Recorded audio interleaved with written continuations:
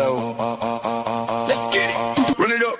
Check the scope. Money talk, money more. Yeah. Main crew say they weed it.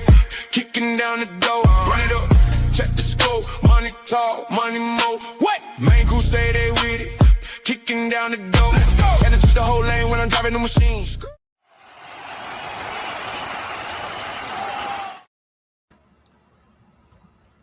Hey, what is going on? Welcome back to another Saturday Heavy Pour Sports Happy Hour. Look at this. Look at this. You got you one fancy. of these? You're so fancy. Yeah, you're right. Shout out Amazon. Shout out Amazon with them prime deals in July. Christmas in July. I got my thing where I can do all this moving around junk. Me and Hammer are going to be competing for best podcast host. But we are live. I got my drink. I know T, you got one? High noon. Shout out. Cheers. I know T's doing the right thing. Mama can't drink, so he's not drinking. But before we get into the meat and taters of the show, when we have our full-on happy hour experience, how y'all doing on this beautiful Saturday? Go ahead, Selena. I'm tired, y'all. And the weather's got me a little sick. T, you knew she was going to say it. What else does Selena say? I'm always tired. I'm tired. Always tired. Is what I say. I'm tired. So I'm tired. My watch last night yelled at me because I woke up 9 times last night. So I'm doing great in the sleep category. 9 times is fantastic. To pee? I always wake up and I gotta pee. No, I just wake up randomly and then I'm like awake for like 10 minutes. I go back to sleep. Like I just don't sleep. And it's also, listen, band camp's also started. Okay, so like. And we know how band camp can keep you up. Yeah, we know about band camps. Like it runs my entire life at this point. So like, I'm just all the time. So I can knock out my head hit the pillow. I'm out. How? But I wake how up. Do you do that? I wake up the same thing like 3-4 times throughout the night. I either gotta pee or I wake up just hungry and I gotta walk downstairs and get me something, a little scoop of peanut butter or something. But I cannot stay asleep to save my life. No, I can't fall asleep. And I woke up 9 times last night. But T knows how I can just fall asleep. He's been there. You can be a rock as a pillow, piss in rain, doesn't matter. If you're tired, you're gonna fall asleep. Yep, we've been there in the woods, Yep. in the cold, in the snow. Get up in that bivy sack and like, Hey, yeah, buddy. it gets comfortable in there though. I'll tell you. All right. Quick question. Bivy sack. Did you go just drawers or did you have clothes underneath it? Because you're supposed to go just drawers with the body heat. I could never do it. I had to have clothes on underneath it. So while we were at TBS, I was always in clothes because I didn't believe them. But when I hit the fleet, then I started being in just the draws, and it's the ticket. Is that right? Yeah. It takes a minute to like circulate the heat, but you're already cold anyway. So once that heat gets circulated, yeah. So like 29 Palms in January, it is freezing out there, but you get in that sleeping bag, you're good to go. Right there in your drawers. I did always do the field iron where you lay your bivy sack on top of your camis. Yes. So your body heat cools them off, because that's the worst feeling in the world, waking up, putting on cold, wet camis. You're like, the day sucks already. It's like 0-5. It's not getting any better. Yeah, I did that too. I'm glad the captains or Sergeant Grodhouse or whoever told us. I'm glad they taught us that. Yeah, shout out for sure. But how you doing this Saturday, man? Outside of counting down, waiting for baby to show up. Yeah, that's it. This is my last Saturday as a dad of 2. Excited? We will have another one by next you got Saturday. 2, Selena. You know what happens if you're gonna. We don't know, but you can imagine. I'm not having another one for a reason. That's what I'm saying. Yeah, 2's enough for me. That was our thought too, but here we are. So Thursday evening, we're going in and they're gonna induce her. So I would assume she'll be here late Thursday night, early Friday morning, something like that. So yeah, I'm in her room right now, actually. Sick. You take down that. Was it her room? Which one had the Tennessee? Yeah. Where you slept was right here. I had the Tennessee flag right up there. It's actually been folded up for quite some time. I pulled it out just special for you. So Well, that's good because she would have nightmares. You put that thing over top of her crib. No, she wants it. She wants it. I mean, the first 6 months or whatever, she'll be in the room with us anyway. So yeah, or whatever. oh. JD, what's up? Stein, what's up, dude? We're gonna talk about Stein and SEC Media Days for sure. We'll get to that, but first, LeBron James. Last time we were on the show last Saturday, we talked about where he should go, where we thought he would go. The decision has been made. He is in Philadelphia. Celine, I'll go to you first. I think he finally got it right. Like, the Miami decision was maybe the right decision when it comes to team up with Wade and get him a chip. The way he went up it was kind of, we all hated it. Most of us hated it unless you're a Heat fan. But like this one, swan song of his career last year or two, he teams up with the team who couldn't get it done. A lot of talent, but just has not been able to get it done. They go get JB, and now they get LeBron to team up with Maxey and VJ and Joel Embiid whenever he's healthy. I mean, clear winners of the East if everybody stays with it, or how do you feel? If they can all play together, I mean, I would think so, yes. Right, but that's a lot of people who are having the ball in their hands on one team for them to share, right? Like that's but I think if they can stay healthy and get it together, then I would think so, yes. That would be my thought process on that. But T, what you think? I mean, you've I think your biggest thing on LeBron was he has been willing to defer at least late of last season to Luka and Reeves. He's also going to have to do that with Brown and Maxey, maybe VJ if he steps up in his second year. Yes, second year, I think. So like this seems perfect for LeBron in my opinion. He doesn't have to be the dude. He can step up, have big games when he needs to. He doesn't have to play 80-some games. Maybe he plays 65 or less, and then he's ready for the playoff push and to really step up. I think it's okay. I'm not as wowed by it as a lot of people are. He was playing third fiddle, but he was also playing with two creators. Like Luka creates for people, and so LeBron was able to go into like a dunker spot, slasher type role, back cuts, all that. That's not really that's not Maxey's game. Maxey is a scorer. That's not Edgecomb's game. Edgecomb's a scorer. It's definitely not Jaylen Brown's game. So that's the one thing that I don't like. The primary thing I don't like I think he's willing to defer, but I don't know that they're going to be able to set him up in a way that can maximize the style that he had been deferring to the Lakers. So I don't like that, but their offensive firepower is crazy. Edgecombe can go, Maxey can go, Brown can go, Embiid is unstoppable if he's healthy. And then Anthony Simons off the bench is just a baby Damian Lillard, who he played under in Portland for like 6 years or something. And then they got Philon from Bama, right? So the ton of scoring. I don't know how I feel about their defense either. So I'm not as locked in on the fit as everybody else, but in the end, it's LeBron. His IQ is off the charts. He'll find a way to make it work. And where I think he'll really be beneficial is for Embiid. He must have seen something in the Olympics that he liked. So he's going to get there, and he's going to have Embiid in the best shape that Embiid's ever been in, I think.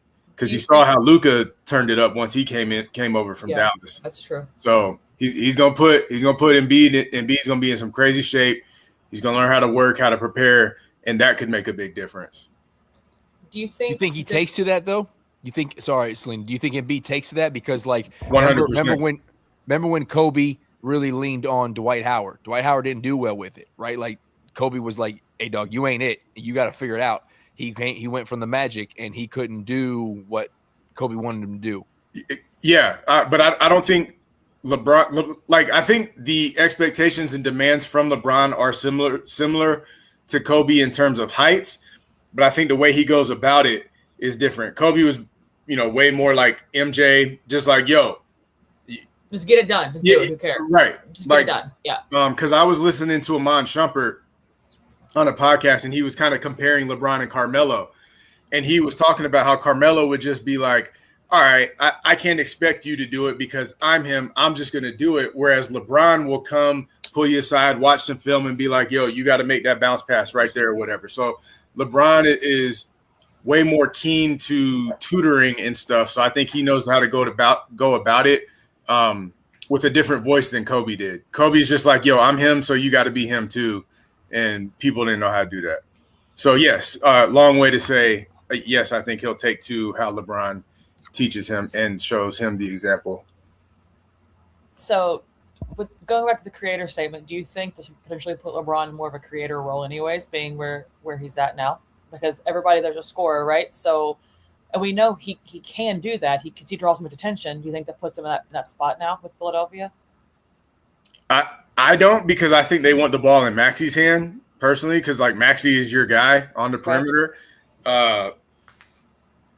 But it's tough because that's also probably, to your point, how you maximize LeBron, since people aren't going to be able to use him as a slasher the way Luka could.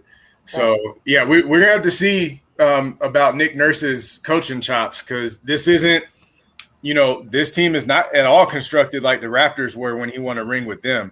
This is a very different team. So we're going to find out about him. So, yeah, they might let LeBron bring it up, but Maxi, and y'all will know him better than me, but he's not really like a come off the screen type dude. Like he's a dribble shooter. Yeah, give me the ball and let me go to work type guy. So you are handcuffing him if you take him off the ball too much, in my opinion. The only thing Maxi can do really well, he's really good as a trailer as well. He did that in college a lot. He would trail behind and then pull up and shoot a three. So that's an option that they would have for him.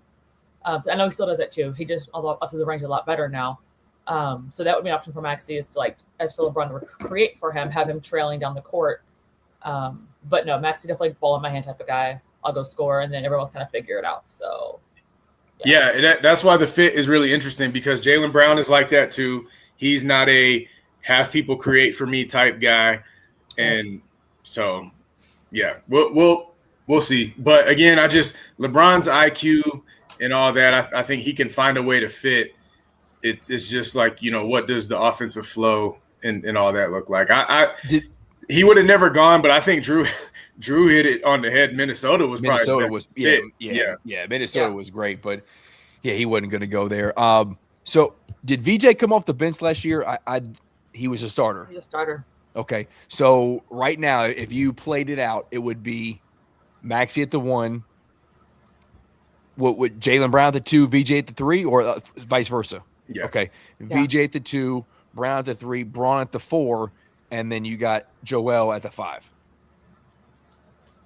Yeah. It's a great. It's an awesome. They're scoring 200 a game. They're probably giving up 190 a game. Exactly. They're scoring 200 a game. But they can outscore pretty much anybody, though, right? So that's the thing. Exactly. And so Jaylen Brown has shown an ability to be a top tier perimeter defensive player. That's come back a little bit as his offensive load has gotten heavier. That won't be the case now. So if I'm Nick Nurse, I need him to buy into being our defensive guy, because it's not going to be Edgecombe or Maxey, and at 41, obviously it's not LeBron. So it has to be someone on the court.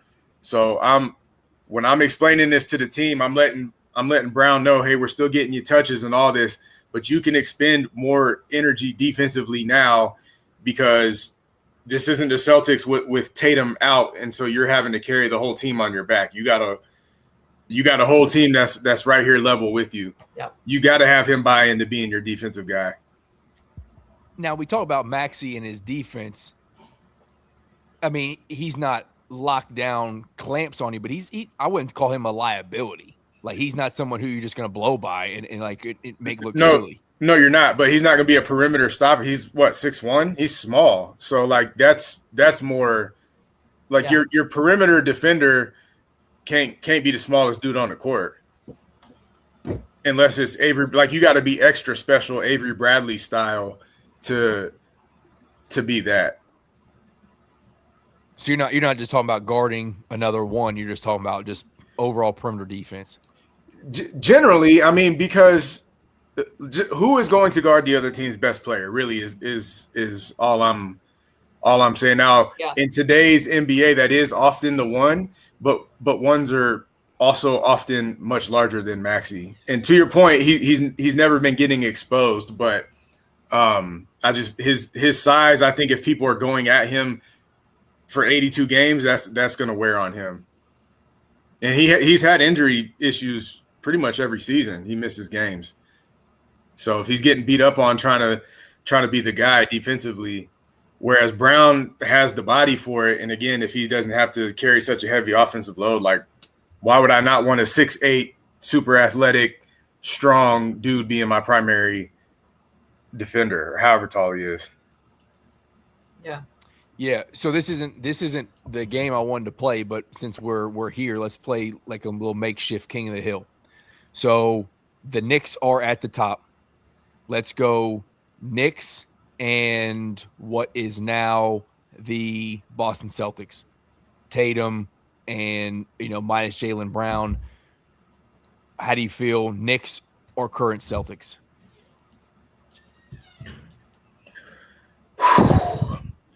I think losing Mitchell Robinson hurts the Knicks more than people are giving it credit for. Like, I know he misses a lot of games because he's hurt and stuff, but I don't like them losing him.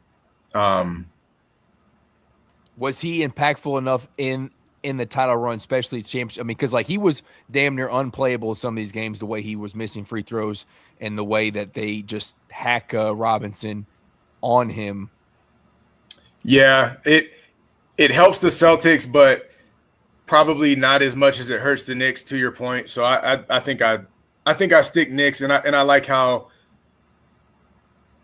potentially well-rounded they can be. Like, Brunson carries the load, but OG can give it to you some nights, and then Mikal Bridges can turn it on. Josh Hart can turn it on. I feel like Peyton Pritchard is your next best scorer with the Celtics, and not that he can't play, because he can, but I don't know that I like him as a number 2 compared to the balance. Like, I would take OG over Peyton Pritchard.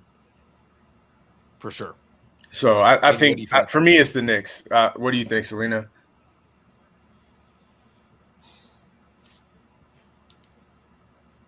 I would agree with that. I think so. I would agree. Yeah. I think Knicks there. All right. So now go Cavs. So right there in contention, Cavs, no additions, no subtractions really at this point. So we got Knicks versus Cavs with Spida getting a massive contract and Harden being what he is. Knicks. Yeah, I don't think the Cavs have enough to beat them. I would agree. We have way too much historical evidence of James Harden flopping in the playoffs. In the playoffs, like literally time. Just not performing. And not SGA flop. Like literally just not performing. No, like just, not performing. Just not showing up when he should be showing up. Like, we've seen Spida elevate a few times, but Harden just does not. And then they are both defensive liabilities, in my opinion. Yeah. Okay, the new Bucks. Tyler Hero is home. Knicks. 14 is home. Okay. Yeah, I don't think Hero's enough to change that as far as like putting him over the Knicks. Now they do have Nate Mint, so let's give them their just due. But yeah, no, it's the Knicks. Now, I love Burries too, so I love their draft with Mint and Burries, and I think 2-3 more years they might be something. But this year. Not this year, yeah. Not with the rookies on there like that. They need some time to get used to it, I think. All right. Now we go to the Miami Heat. Knicks. Giannis, Bam. Easy. Too easy, unfortunately. If you're a Heat fan, I couldn't give a shit. But really, it's so have I missed any of the big contenders? The Hawks are like the only ones that Detroit, I'm sorry. Thank you. So did the Detroit Pistons minus Tennessee, Volunteer, bum, because I can't stand this dude. I think losing Tobias Harris will hurt them more than they realize. I agree. Unfortunately, I agree with you. Yeah. So it's the Knicks, and then we still don't know what's going to happen with Duren, right? We don't know if Duren's coming back. So I think the Pistons have gotten worse. So Knicks. The Knicks are set up for, I think, for another good year as long as everyone stays Okay, healthy. well let's play outlier potential before we go to Philly. Let's play outlier and go the Wizards.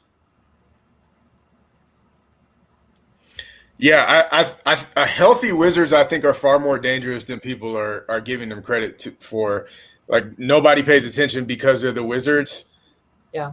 At least their starting five is, I think, can compete with pretty much any starting five, granting health. Let's keep them healthy is the key, though. Like that's not been their luck lately. So Trae Young and AD are always hurt, but but like you said, they're healthy though. They can compete with anybody at all. Yeah. So who's their starting five? It's AD at the 5, Trae Young at the 1, Chris Middleton at the 2. And then Trey Johnson's coming off the bench. So is Chris Middleton going to be the 2 or the 3? I guess is the question. Probably more comfortable with the 3, right? Maybe, but you probably put him at the 2 and AJ at the 3. You probably put DeBanza at the 3, even though he could play the 4. He's tall enough to play the 4. Yeah. I almost would put AJ at the 2 because the way he can do more with the ball than Chris can, and Chris doesn't have to like. And I'm just thinking about matchups. Like, and if we're just going 1-1, 2-2, 3-3, like it's gonna be easier for Chris Middleton to guard a small forward than it is a shooting guard. Okay, I'm talking offensively though in the set. Like, honestly, in this day and age, I don't know that there's any difference between the 2. Yeah, you're probably right. Everything's so it's some form of Trae Young, Chris Middleton, AJ DeBanza, Anthony Davis, and then I don't know the guy that's their 5, but apparently he can play a little bit too, the 5th starter, but he can play. I probably. So Trae Young is guarding Brunson, I guess, right? Brunson's going to kill Trae Young.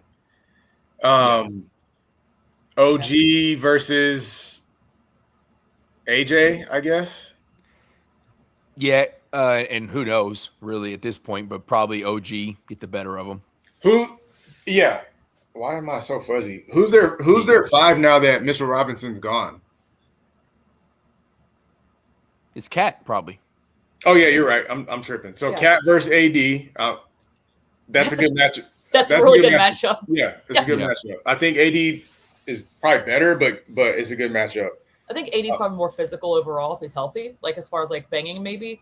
But I don't know. Cat's skill set's really, really good as far as like shooting and stuff too, though. Like because Cat can go stretching for a little bit. Yeah, I think I still go Knicks, but I'd like to a healthy Wizards. I think could at least be respectable. Well, that's the key. Is AD's not been healthy, had a full season for how long? Him or Trae Young. He said he's ready though. He said he's ready to go all 80-some games. He said that every single year, and then he falls over and breaks a leg in 3 seconds, and was like, "What the hell happened? Like you fell on the court. Like why are you broken?" I hate hating on AD just because what he did at Kentucky, but like, golly, man. Listen, I am convinced that there was some deal made with the devil when he went down in the tournament because he's not been good since then. Like ever since then, he's been jacked up. Yeah. Cal did some weird stuff when that happened with that knee injury. And the only time he's done something is unfortunately with LeBron, who you know how I feel about LeBron and the COVID Lakers. But all right, so then the final answer is, or final question I should say, is the current champs, the Knicks, versus the new Philadelphia 76ers.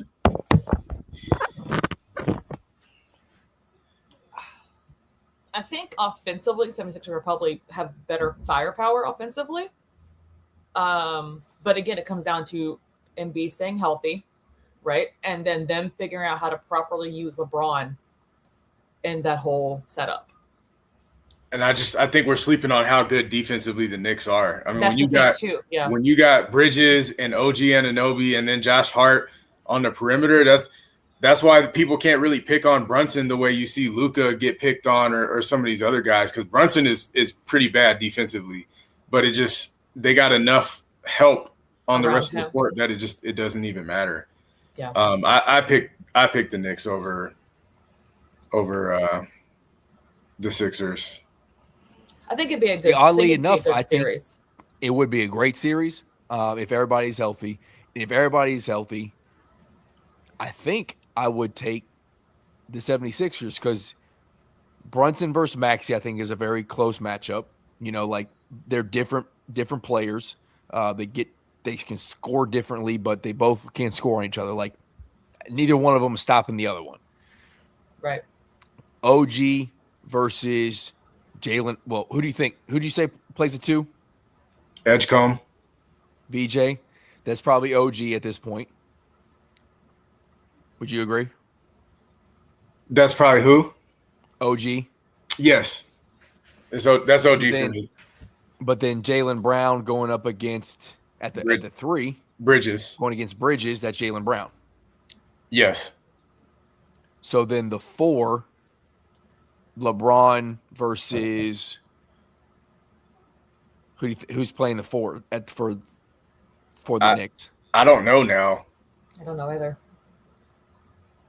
That's what I'm saying about Mitchell Robinson. Like, yeah, I don't know. But I would say Cat versus Embiid. Embiid. That's Cat. Ooh, that's Embiid to me.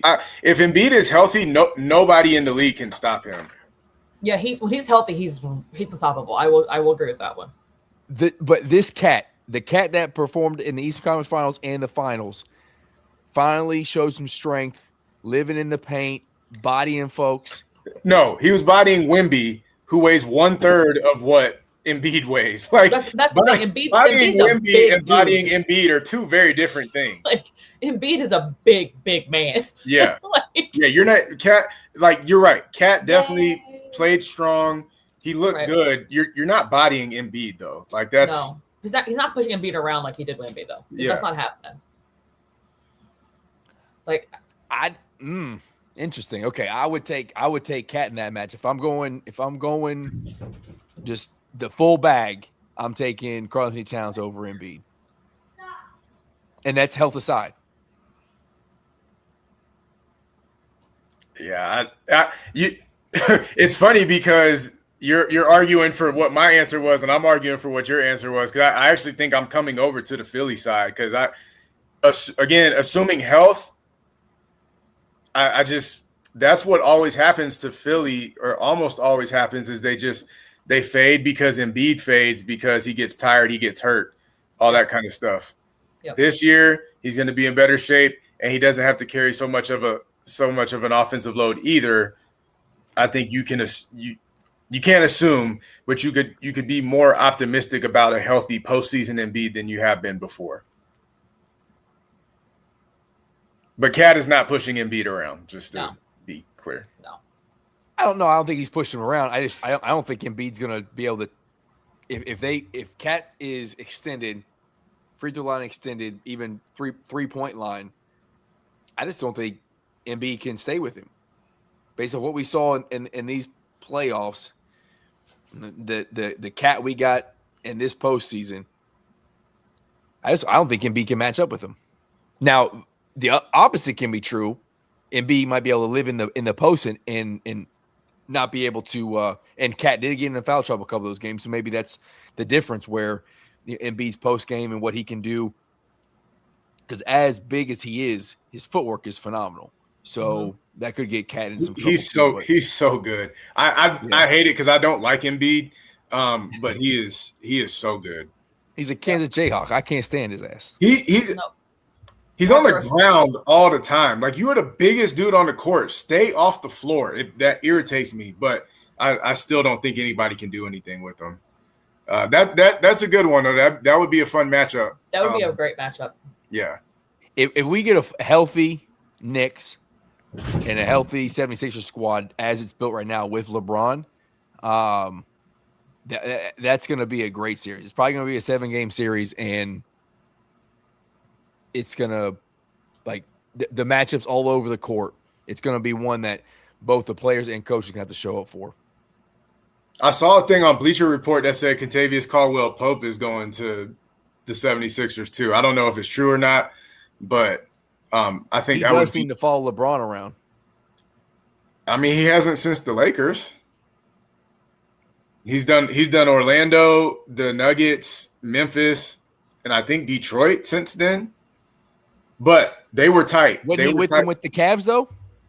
No, he was not with them in the Cavs. Oh, I thought he was with them with the Cavs before the Lakers. No, but that would be a good pickup because that's somebody else who can play some perimeter defense and he can shoot and he doesn't demand the ball, right? So he can be your 3-and-D type dude that would fit. Yeah, Blake, I agree with you. That's why that would be a fun matchup. Like who's gonna miss first? Not even who's gonna make the other miss, just who misses their shot first. Embiid or Cat. Yeah. So the East could be one of the better East seasons that we've had in a long time. Obviously injuries are going to happen, but Washington could make some noise. Philly, we expect to make some noise. Boston will still matter. New York. So I mean, at least 4 teams. Who knows if Orlando can if Paolo can turn something around and get back on track like he was. Cleveland will still be around. They won't win the East, but they'll still be a problem. Yep. So, I mean, you got at least 6 teams that on paper are good, which, you know, the East has been 1-2 teams forever. So, yeah, I mean, and then Hammer's not wrong, right? Like, because Halliburton is coming back healthy. Yep.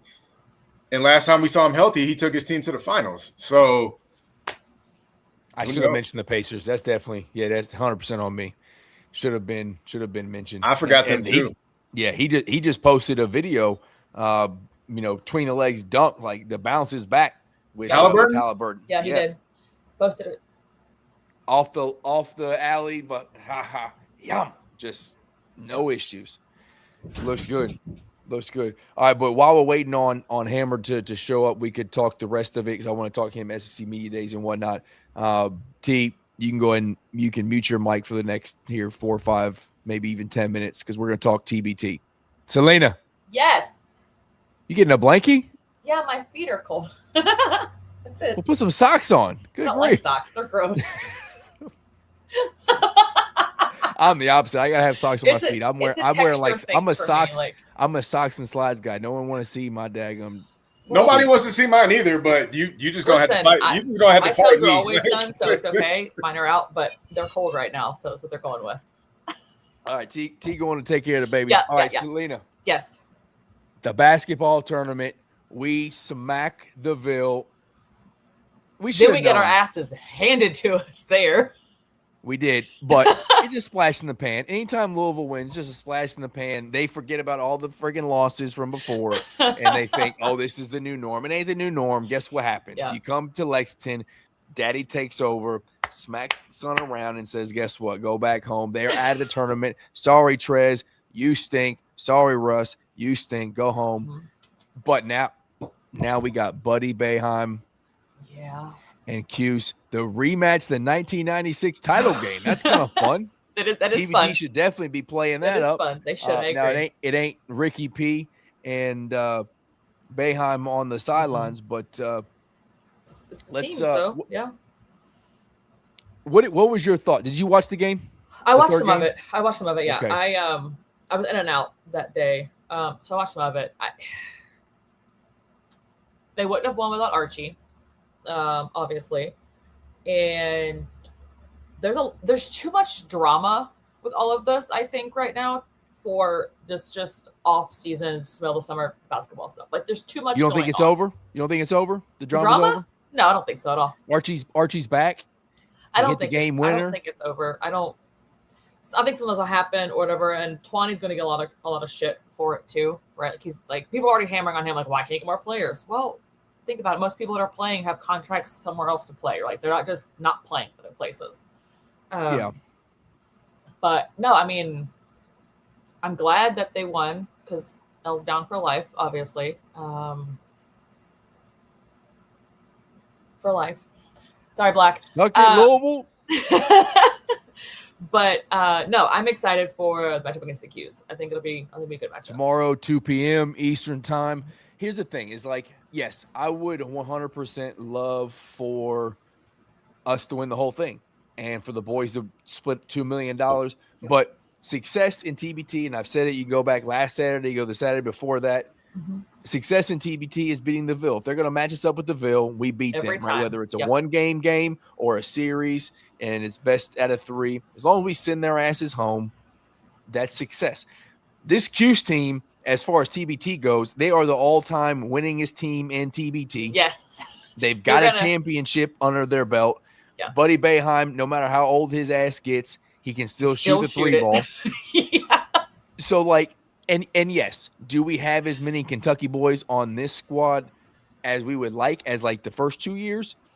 No, we don't. But Archie's back. Let's see how he goes. Archie, you got to make free throws, my guy. Listen. But he's not going to make them since he was in college, though. So you got to make free throws, my guy. You're getting to the line. You just gotta put them in, homie. You just gotta put them in. It's easy. It's easy. I'm at home putting the ones up just for you to not make it. I need you to make it, homie. But you got them. I got faith in you. You got it. As Jansen said, we're gonna have trouble tomorrow, I think too. But yes, I agree. Shout out Jansen. Also, shout out Willie though too for playing hurt. Yes, mad respect for my man. Mad respect. 1,000%. So that was my biggest takeaway. Archie making some clutch shots. The 3-point that could have been a 4-point play. He hit the Elam ending, like he the game winner walk off. He was cold-blooded late, but Willie matching up and going step for step with Montrezl Harrell when he is clearly hurt. He looks old as hell, but like when he needed to have some juice, he had some juice. And he was not going to go out with his final pro game, however you want to label TBT. Losing to that losing to Louisville. He wasn't going to do it. Absolutely not. Montrez, you can stand on top of the table, do whatever you want, go back to the big 3 where you belong.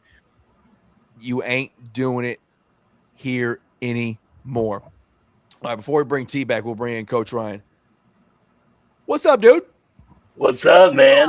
Glad to be back. We were just talking TBT. So, of course, we beat Louisville. That's just how it goes. They thought the new norm after. I mean, it was a smackdown. They smacked La Familia around, but you can't carry those points over. So sorry about it. And they get knocked out. We do what we do. We beat Louisville. What do you think about the whole TBT experience? And do you have any faith as we go against the Qs in this 1996 championship game rematch? His face said it all. I'm sorry. Yeah. Yeah. Man, this year's TBT has not been a great experience. Let's just put it that way. That it's, players committing, decommitting, not knowing exactly who's going to be on the team. A lot of star power promised, not a lot of star power delivered. And then you've got guys from other schools that are Kentucky boys, but not really Kentucky guys that are kind of main pieces. I think that they need to go, and this is a little bit of a hot take here. I think they need to go back to the drawing board, possibly find a new GM, and get this thing rolling, because it seems to me like it was put together a little bit last minute. It feels very last minute, like when you watch it. So can they beat Buddy Boeheim? Yes, they can, but it depends on which team shows up. So like I was kind of cruising around online looking for availability reports today, and I couldn't really find any. So it's I guess we'll see who shows up. I mean, I know you've got Willie Cauley-Stein with the foot injury, and Andrew was limping around a little bit. So without those two guys, without Willie, the last game you don't win it. So I think they can win it. But the TBT this year is just it's just not really moving the needle for me. Yeah, it has been disappointing. Now Twommy, the first 2 years, I think he put together two good teams. I think, unfortunately, he put a lot of faith in the guys this year. Quade Green and they just back out on him last minute, and there's no real. I don't know how you like, hey, dog, when you say you're coming, you ink this thing, whatever it looks like behind the scenes, like you can't not show up. Unfortunately, there's probably not an answer to that. But yeah, maybe a better judgment of I don't even want to say character. I don't know. Like I don't want to come at last minute on him. Like a lot of that happens. Yeah, like and how do you stop that? I don't know. Maybe it isn't just another dude who they feel better about. Like we can't get Rajon Rondo on the coaching staff. Maybe he wants to be the GM of La Familia because he can do that, whenever, and he can just call whoever and they'll come play for him. I don't know. But like, I don't. You want to move the needle, make Rondo the head coach. Yes, that's a great point. That's a great point. And I don't know if there's any. I doubt there's any like thing stopping him from doing that with his current situation, or because he's coaching AAU, right? Yeah, he coaches AAU, and his son is a tremendous prospect. I think that he's gonna be better than his dad. He's gonna be better than his dad. I'm telling you right now. Yeah, that he's got 5-star written all over him, and he's the next guy out of the state that has that Malachi Moreno, Reed Shepherd type aura about them. And he's just now he's going into 9th grade. He was 8th grade last year, and he was so 8th grade good. And was giving them business. He's filthy. Yeah.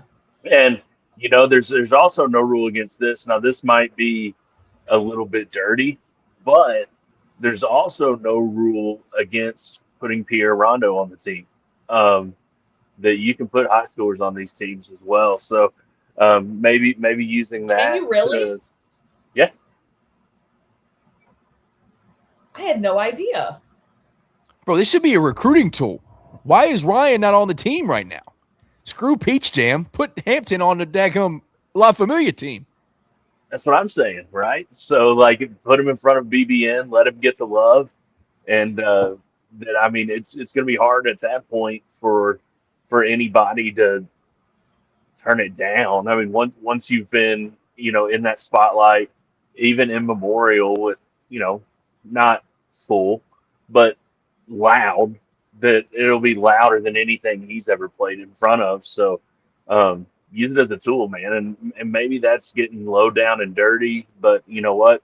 We some snitches, and I don't care. Just do it. I didn't know high school should be on the team. That changes a lot of things. But I wonder too if they don't want to do that just in case, right? Because they are playing against grown men, so they're like, maybe if they get pushed around, they might get hurt, right? Because that's the thing. That's a thought process, because they don't play against high schoolers that are big men they're playing against, right? Like, for the most part. But Pierre Rondo could have scored 6 to 8 against the Ville right now. I think he could have went for more. He's really. I mean, I know he's small, but he's so freaking good. The only thing that would be holding him back is physicality. But the thing where I'm kind of thinking on the Rondo thing is that a lot of these guys, they see a name like John Hood, and no offense to Hoodie, but that's not really doing anything for them. But if they're like, okay, I can go learn something from Rondo for at least a week, a dude that's won 2 NBA titles with 2 historic franchises.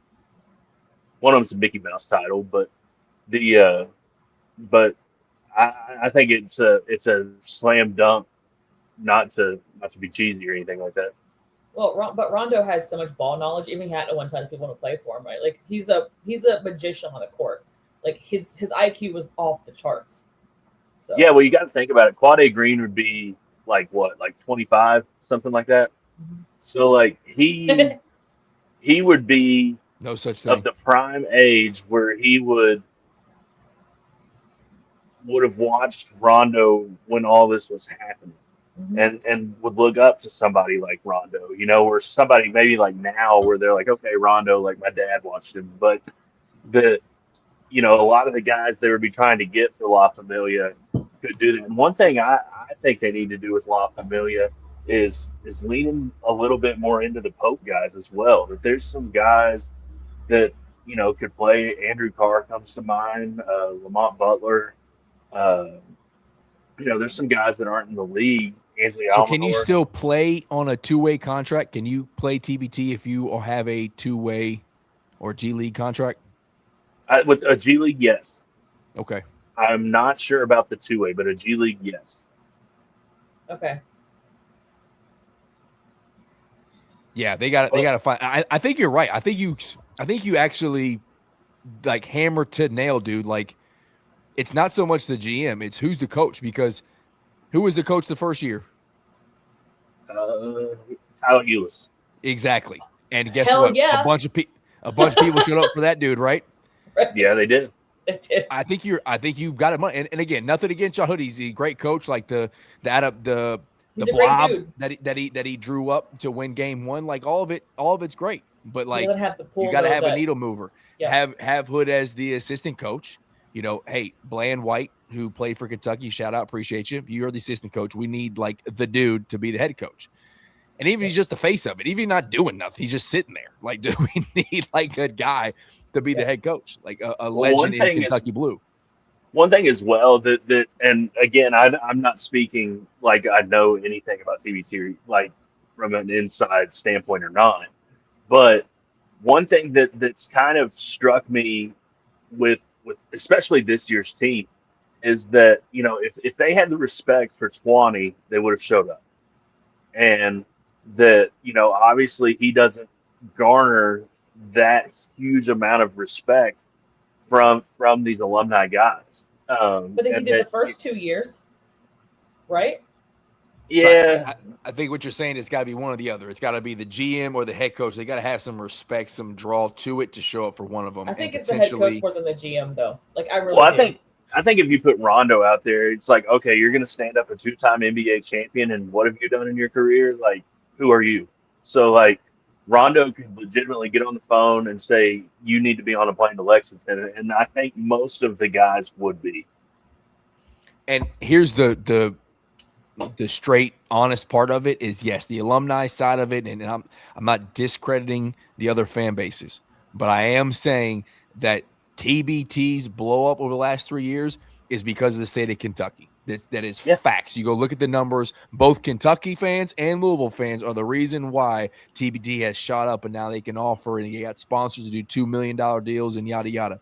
So TBT also probably need to look at and go like, how do we get these dudes, or what can we do to help the La Familia squad? Because another year like this, and they probably just say screw it, and like, why are we doing this thing, right? So I think TBT also needs to look at how do we elevate La Familia, maybe even Louisville, to like be one of these teams who can truly compete for the championship. Because think about what would happen for TBT if La Familia, if Big Blue Nation was the thing behind a championship game for TBT. Even though it's just a summer basketball tournament that most people don't care about, the whole Commonwealth cares about basketball.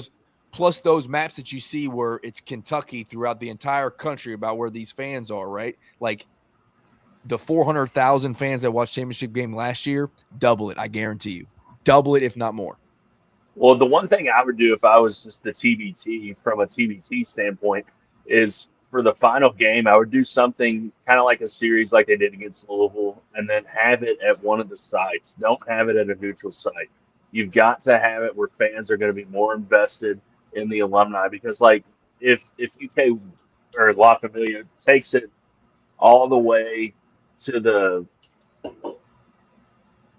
chip, I mean, nobody's traveling to that.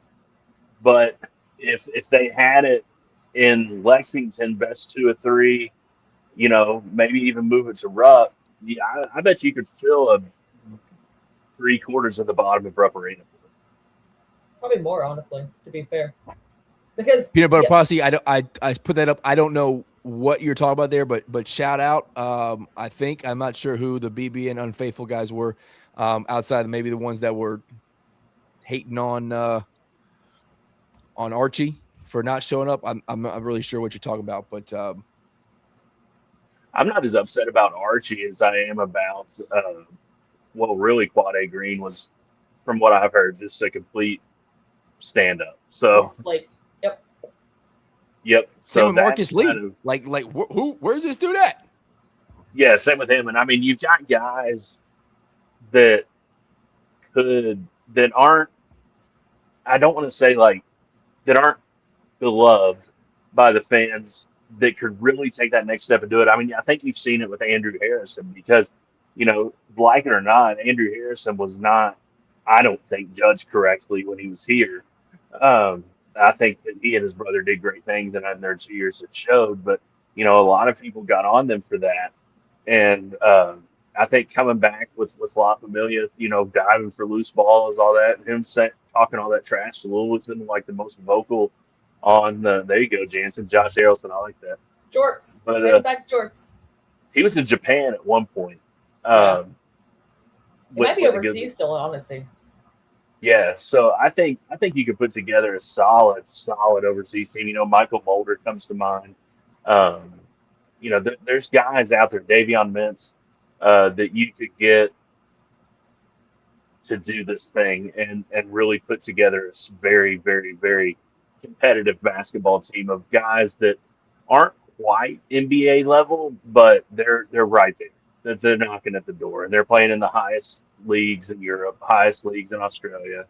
And I just don't think it should be that hard to fill a roster with 10 former guys that went to the University of Kentucky and wore the University of Kentucky jersey. But maybe I'm wrong. I mean, but to be fair, also, we don't know how many people want to reach out to there, right? We don't know everyone who's called, everyone's trying to get over here. We're not for sure, right? So my thing is, I don't think it's 20. I still think it goes back to the coach. So Tyler, who was coach last year? Sean Woods. But he was still respected, though, right? Like they seem to like him though. Last year, he got in a little bit of trouble. Well, yeah. And I don't think there's any way they could have brought him back. No. I'm saying for sure it was Euless, right? And they didn't. Did they have this problem with Euless? People flaking out with Euless? They have no, not really. Year? No, but it was like the first year of La Familia too. Everybody was excited. And here's the thing: Aaron would be here if he didn't have a torn Achilles and he just had a baby girl. So he would definitely be here. You can't stop those two things. If you're 20, maybe there were some folks he could have reached out to. Michael Moreno's one they should have reached out to. Michael Moreno, Hawkins, there's guys that are in basketball shape right now he could reach out to. There's also these guys who play TBT that are the non-Kentucky guys, the transfer dudes that we have. Maybe he thought they were just better than they were going to be. But either way, real quick before we end this thing, am I ever going to predict Kentucky loss? No. If you watch the show at all, you know better by now. I don't feel great about the game, though, against Cuse. How do y'all feel? What's your thoughts? Do we continue this thing on, or do you think the run ends in Memorial tomorrow? I'll say they win. I'll say they win. I don't think Willie's going to go out in front of his home fans. I think that he's going to come ready to play. I think Andrew Harrison's shown that he's ready to rock and roll. I don't think they're losing. Hell yeah, great answer, Selena. What you think? I think it'd be good. I think it'd be a really tough game for them, but I agree that Willie won't go out with a loss in front of his fans. I don't think that's what he wants to do. And I do feel like Archie will come out and make up too, because where he's missed, right? He had a lot of flack for not coming those first two games. I think he'll come out and play really well too for them. We need a Cleo Whitney game. He had one last year. Yeah, where's he at? Where's he now? We need one. We need one. And Sean McNeil. Sean McNeil. Is Sean McNeil or Seth? Sean McNeil. Sean McNeil. Yeah. Come on, guy. Come on, dude. I need you to do some stuff. Well, you got to think of it, and I know we're trying to transition, but you got to think of it this way too: that next year you're not going to have Willie, and you're probably not going to have DeAndre Liggins either. So no, you've got he's still got it though. Liggins has still got it. Yeah, he does. For a little bit, for a little spurt. Liggins makes me feel young, which is hard to do. I love me some. All right, so let's go. Let's go beat the Orange tomorrow. And before we transition, Peanut Posse, you are a friend of the show, and I appreciate all the support. I had a great time at BB and Unfiltered. Now, the third day of the Mega Show, I'm not about all those guys that were on that one, but I had a good time on day 2. They treated me well, so give the BB and Unfiltered guys, at least the core group, give them a shot. But let's bring in T-Step. He was way tired of talking us. Let us talk TBT, but Hammer. the hammer is back from his fancy dinner to do. What's up, dude? What's going on? How was the meal? Just what was it? What did they serve? Was it like hors d'oeuvres? Was it tiny food, or was it like big old hearty Alabama plates? No, it was fancy Italian frou-frou bullshit. So I got pizza. Hell yeah. Nice. Good for you. Was it frozen? I didn't ask, but I hope it was. DiGiorno's. That's the best way to go about it. All right. So let's get into SEC Media Days. Kentucky's been talking a lot. I'll let you take it over, Hammer, and hopefully T comes back. I just text him. I said, all right, dog, we back in it. Look at this. Look at this. There you go. Key line is back. Go. Hammer's judging. Oh, it smells so good. Look at right there with the Eagle Rare. This is how I almost poured it the wrong way. Oh boy. This is how you do it right there. So as you get ready to talk about SEC Meal Day and Heupel, Heupel's got to fix himself, man. He gets on stage. He looks like he's got donut crumbs still on his mouth. He's got jelly stains on his shirt. He's very slobbish. I will say that. He's pushing Bruce Pearl for like slob of the year type category, but I'll let you continue. James is going to fight you, he says, Rando. Why are you fighting Rando for, Jansen? Maybe because I put Eagle Rare in my Cougar in your bait. Beer? In your key line? Don't hate me. Cougar bait? Don't hate me. All right, Hammer, take it away. What was your key takeaways from SEC Media Days, Tennessee or whoever?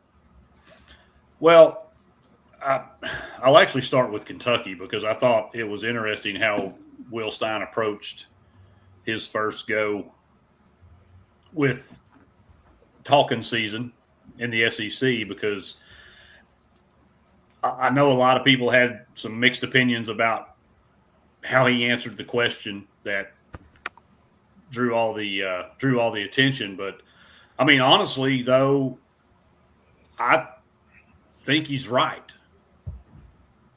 I think it is because of him. Because if they win, it'll be because of him?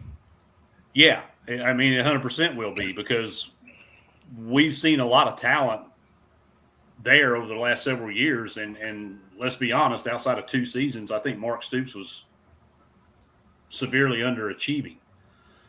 So without question, kind of like I want my quarterback to go into a game or a season or whatever with a little bit of swag, a little bit of cockiness, because I don't want a guy going out there leading my team that isn't confident, that doesn't want the ball, doesn't want the pressure on him, doesn't want the responsibility of carrying. So, Ball Girl, what's happening? So I didn't have a problem with what he said. It's my sister from another mister. In fact, I mean, if I was you guys, I'd be excited about that. I wouldn't be critical of it. I mean, there's always going to be pundits that say, oh, well, he's arrogant or cocky, or, his first time he's been a head coach and he's coming in, and all those things 100% are true. But I don't want a guy coming in, if he's my coach, I don't want a guy coming in with his tail tucked between his legs, about to piss down both legs and approaching this thing in a timid manner. So, I mean, yeah, the expectation is 4.5 wins according to Vegas, right? So anything over 5 wins is going to be exceeding expectations. Maybe not Kentucky fan base expectations, maybe not Kentucky football expectations, but a realistic expectation is that Kentucky's going to win probably 5 games on that schedule. And that schedule is absolutely brutal. Awful. I agree. I think it's a top 5 strength. It's definitely top 10 strength schedule. It's still top 10. 5. It's rough. But so if I'm a player, I want my coach talking that talk, right? Like I want my coach talking that talk, walking that walk, because I'm going to follow that lead. Yeah, right? I'm going to have that same confidence, same attitude, same, we're going to do this thing no matter what. Hang on. Don't keep talking. And I'm not going to play timid like that because my coach isn't timid like that. Why would I be timid like that, right? So him having that confidence, that arrogance, that it's because I'm here, like the players are going to follow that, and it's going to show in how they play. Like if he was timid and like we'll see, then the players are going to play the exact same way. So if I'm a player, I want my coach like as a fan. I love my coach being like that. Hell yeah! Like we haven't had that, right? We've not had someone with that much arrogance or that much like belief in themselves to talk like that. I mean, Will Stein walked in with a wheelbarrow so that he had something to freaking like carry Aaron his Harris stones did the in. gift walking down the street with it up in the wheelbarrow. I mean, carrying his stones in a wheelbarrow. Like, hey, listen, I am here now. It's the Kirk Signetti Google me thing, right? If he wins and he does something like insane at Kentucky, we go back in time, to last weekend and say, hey, Will Stein done said it. Now, if he doesn't, again, it backfires, and it's like, well, Will Stein was too cocky. First-time head coach, go back to being an OC. But I agree with everything that you said, Hammer, and Selena, that you said of like, but why not do it? Like, I mean, shoot, you got to have some confidence, right? Why not put now, it out there? It's not tablets and backpack confidence like last year, which really got that me. was all for show. But it was dope. I really like the tablets You and the bought backpack into it. thing. You're right. It was dope. Yep, they probably should have done that this year too. Okay. But Will Question, Stein though. saying that, like, I'm the guy, I'm here for a reason. Come on, man. You got to love it.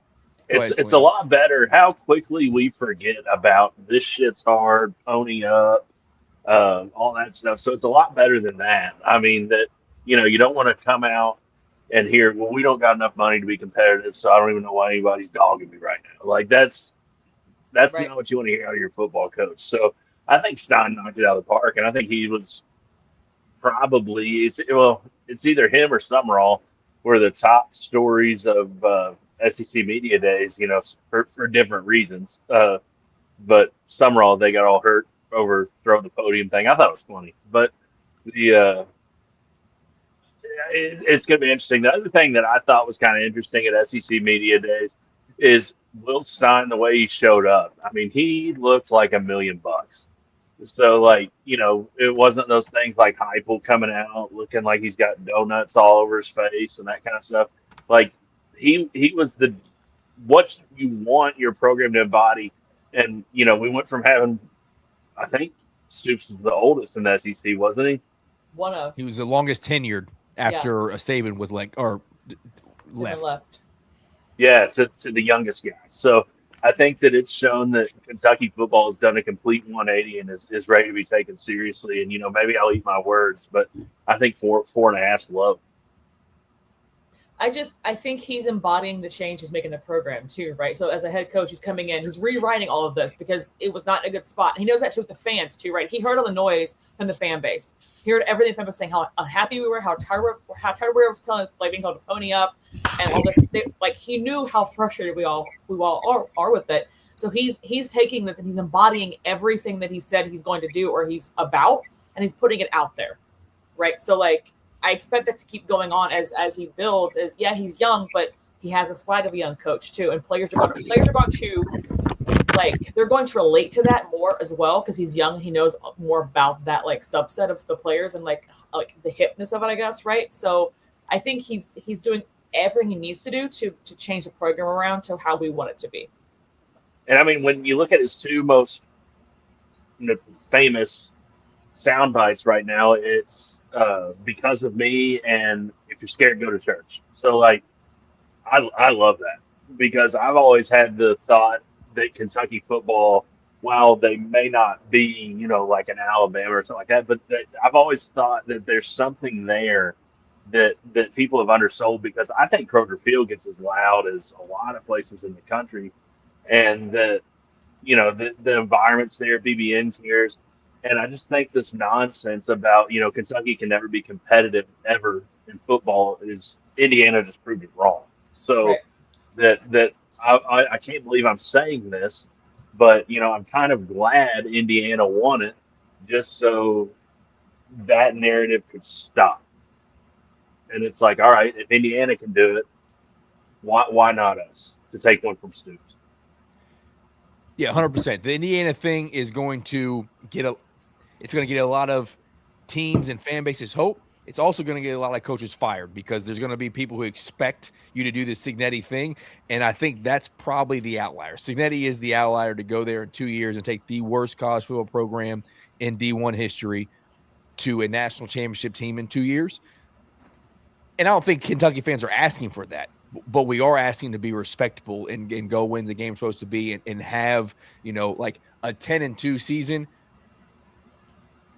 shouldn't be like the flash in the pan where we're at the top and we feel great. And then the next 3 or 4 years or sub 500, and we're like, but if we can just get to a bowl game, we'll feel good about it, right? Like we should always be we would like to be in college football playoff contention yearly. I don't think that's far-fetched. Saying we're national championship contenders every year, probably a little bit excessive at this point unless Will Stein can do something incredible. But to just say we're contenders in the SEC, which automatically makes us college football playoff contenders over the next – if we can get to that place in the next 2 or 3 years, that's great. And it starts with the head coach, like Salinas said, who walks into a building, right, where, again, it's like a heel walking down the stage to a WWE ring, right? Like the music playing, I'm here ready to take over, like Drake and Lil Wayne in the 2010s, right? Like just dropping every beat where it's like, I'm here to do something, right? That's what we want from our head coach. Cause it's got to we have to change the culture, and hopefully he can actions will match words. But regardless of to change a culture, you have to do what Will Stein's doing right now. Mm-hmm. And then we got to have the product on the field. You can't have the product on the field July 25th, but we can have a head coach talking that talk right now, and we'll see if he can walk the walk. I think he can. And I think 4.5, like Coach said, is definitely low. We're getting 5 at least. We'll see how it goes. T, you've been listening to a lot of Kentucky talk. I'm going to transition. What'd you think about SC Media Days, your Tennessee boys, Florida and John Summerall, new coach, a lot of new coach in the SEC. What do you think about last weekend? Or I guess it was last week. I didn't pay enough attention to it. I caught the couple sound bites. I heard, the animal was talking about all that stuff y'all just discussed on Stein. So I don't gotta touch on that.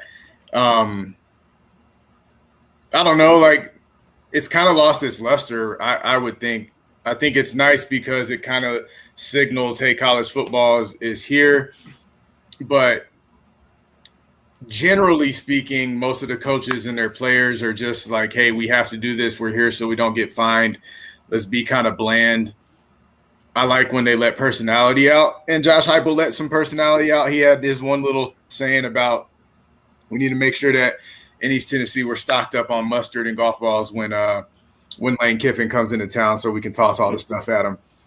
So that was cool.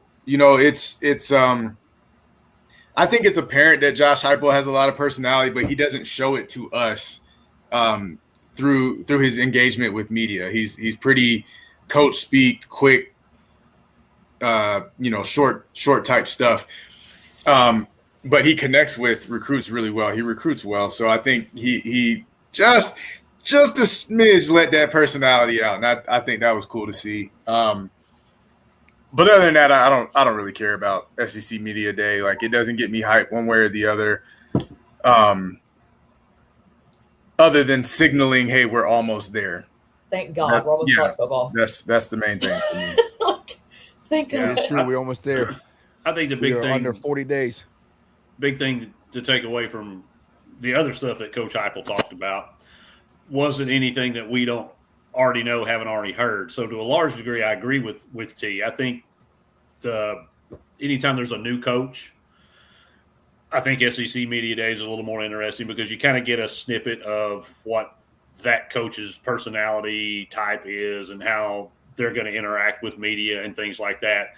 But outside of that, you're going to get pretty much, the occasional quip and some coach speak. And that's what we got from Josh Heupel. I mean, we have a quarterback competition. Everybody knows that.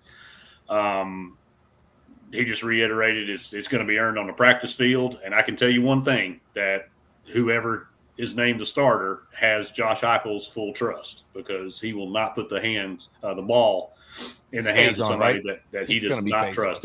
I honestly believe it's Faison Brandon. We'll see. He looks the part more so, I think, than GMAC, who has been here much longer. I feel like Brandon already has a grasp on this offense, and he moves nice on the field. I will say that his practice scripts, but he moves very nice on the field. Yes, he is. He's not Minchie, fluid. He's not Minchie, but he's okay. Yeah. And obviously we have a new defensive coordinator, Jim Knowles. I think folks are pretty familiar with him. Mm-hmm. And I think that defense immediately is going to be better. I think they're going to be more aggressive. I think you're going to see, from a Tennessee perspective, you're going to see better discipline that really has hurt us at times under former coaching. And an encouraging thing from a Tennessee perspective is that Coach Heupel said that players have responded well to Coach Knowles' coaching style. And that's always big, because if players will buy in, then you're going to get their best. And, we talked about this back when transfer portal was open, about how critical I felt it was that some former players, whether it been at Ohio State or Penn State, came with him to help sort of develop and get young guys, especially, freshmen, sort of acclimated to his system, because we've been told by everybody that has ever either played for him or who he's coached for, he has a very complex defensive system. So the fact that we're hearing they're responding well and, that's developing is very encouraging, because we're going to have to rely on our running game and our defense, some old school SEC type football, at least in the early going, because it's going to take a little time because it's tough to replicate SEC game speed in practice. We all know that. So, and beyond that, it was just kind of praising some individual players, talking about our skill position players. And I don't understand. There was something that came out. Chris Doring, you're a dumbass. Let's start with that. About how he was unsure that Tennessee's wide receiver room was going to be any good. And I can't wait. I hope that they took that and they put that up in the locker room so the receivers see that every day when they come in for practice. Because if you think for 1 second that Braylon Staley and Mike Matthews and Tristan Keys are not going to be impactful group in this league, you're stupid. So keep sleeping on them, everybody. Go keep sleeping on these guys, because they're going to ball out. And then, of course, Deshaun Bishop going to be a man amongst boys. I don't know if y'all have seen him in the offseason. It looks like they've chiseled him out of a rock. That dude is ripped. I can't wait to watch him run this year. And, oh, by the way, suck on it, Ohio State. DGG. Hammer been killing Ohio State fans all week. I love to see it. Also, what I just heard is Bishop, NCAA, maybe sent him a little letter, have him pee in a cup. Maybe need to check him out. He'll be fine. He's all natural. He's all natural, baby. There ain't no question about it. During the season, maybe. Come on.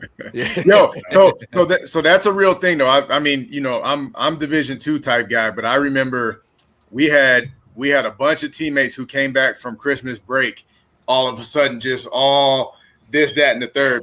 They gave us about a 1 month notice. Hey, drug tests are about to start in about a month. And it looked like somebody took one of these right here and just poked them all in the arm, because they all shrunk all the way back down. So we knew what it was, but at the Division II level, some guys they got to do what they got to do, I guess. Yeah. Listen, all right. Tom Brady been doing HGH all daggum off season. All right, there's no way he looks younger than he did when he entered the league. Now he was a softball out of Michigan, but come on now, Fair. What were you saying, T? You want to talk the predictions for top tier? You want to do the game? No. Let's do the game because my daughter is on one tonight. But I want to. This is a good one. I don't want to miss it. Okay, we'll play the game and then we'll go. We'll talk SEC predictions. So let me pull this thing up. So what we got going on? Oh, that's dope, ball girl. That's awesome. That's great. That's so funny, actually. Nice. Y'all think you about Brady, to chuck some stuff? What'd you say? You about to chuck some stuff at Lane Kiffin? They did last time. I'm sure they will again. Yeah, and it was really because of the officiating. It wasn't because of Lane, but he just was collateral damage, and it turned into a thing. French's even put out an orange mustard bottle after that, limited edition. If anybody's got one out there in Vol Nation that wants to part with it, hit me up. I would love to have one. I got a perfect spot for it right back here. So he'll pay for it too. Don't worry. I already got my answer to this King of the Hill too. American money. That's dope. All right, so we're crowning the greatest college football national champion in what I would consider the modern era. So I'm going 1980s and ahead. You'll see what I mean by modern era when I call out the team. But we're starting off with the current king, which is the Indiana Hoosiers, undefeated, 16-0. So they're at the top of the mountain. Let's see how they stack up against the rest of the list. It's a decent list. We're going to go run. There's a lot of great teams, all right? So I think in total we're talking like 14 teams outside of the Hoosiers. So we're going to go through. Let's blow through it quick. I got a list of their record and some of the key players as we move on. And I'm in charge of the game. So I'm about to have fun with my Tennessee fans. The 2025 Indiana Hoosiers or the 1998 Tennessee Volunteers, 13-0 SEC champions. Y'all know the players. Jamal Lewis is your running back. Who else is your running back? Travis Henry. Travis Stevens. Side note, Travis Henry's brother was one of my teammates in college. Oh, that's awesome. He came to our spring game with a Louis Vuitton bag with like, I don't know, 12K in it or whatever. His brother's name, we called him Feezy. And he was just like, hey, bro, we're going to blow this in Charlotte when your spring game's over. And I was like, must be Did nice. you go with him? No, me and Feezy were cool, but I certainly was not part of the inner circle. So no. Well, you effed up there. I'd have found my way right into that circle. Should have done better. But no, give me the 98 Vols. Nobody stopping Peerless. 98 balls over the current 16-0 2025 Indiana Hoosiers. Hammer. Al Wilson is on that defense. Done. Al Wilson. That's Leonard Little. Yeah, no, it's the Vols. Ryan, what you think? I was going to take the Hoosiers, but I'm not going to pick Tennessee for anything. Fair. I was in Knoxville today. It was not a good. You're gonna fight the Tennessee fans here. You're gonna let them win one. I don't know anything about that football team, so I'm gonna go Hoosiers. There we go. I didn't watch football when I was 8 years old. My bad. Rub it in. Look, hey, I got my look what I'm drinking out of. Circa 1990. Like I didn't watch when I was 8. My bad. So go Hoosiers, I guess. All right, so we'll let Tennessee have one because they're not going to be on here very long. This is the 1988. This is really for Coach. This is for Coach Evans. 1988 Notre Dame. They were a great team. Was that Tim Brown? Is Tim Brown on that team? So you got Tony Rice as the quarterback, Ricky Waters the running back, Oof. Chris Zorich as the D tackle, Frank Stamms linebacker. But I mean, they beat the number 1 Hurricanes and the number 2 West Virginia Mountaineers to get to the title. So they go undefeated and they beat the 1 and 2 teams to get the title. So I was like, I got to include Notre Dame team. This is one of the like greatest of all times. Do they beat the 1998 Tennessee Volunteers? I'm kind of with Selena. Like I wouldn't. I was one. I wasn't alive in I wasn't watching when I was one. So, if Tim Brown is on the team, then I'll give them the nod because Tim Brown is him. If Tim Brown is not on the team, I'm staying with Tennessee. All right, we'll just keep the 1998 team. I was hoping Coach was going to be on this one. We'll just move on. All right, this one we all know. The 2000 Oklahoma Sooners, undefeated defense was absolutely insane. I'll run through the list. You had who was the quarterback in 2000 Oklahoma? So Jason White. He was after that one. I know Josh Heupel was on the team. Oh, is he the 2000? He's the 2000 guy. Okay, all right, my bad. This was like Stoops. This is Bobby Stoops' like breakout year. When he finally got it done. I got the wrong. I'm thinking the wrong. Quentin Griffin was the running back. Roy Williams, safety. Rocky Kalmus, linebacker. Torrance Marshall, the outside linebacker for that team. 2000 Oklahoma Sooners versus the 1998 Tennessee Volunteers.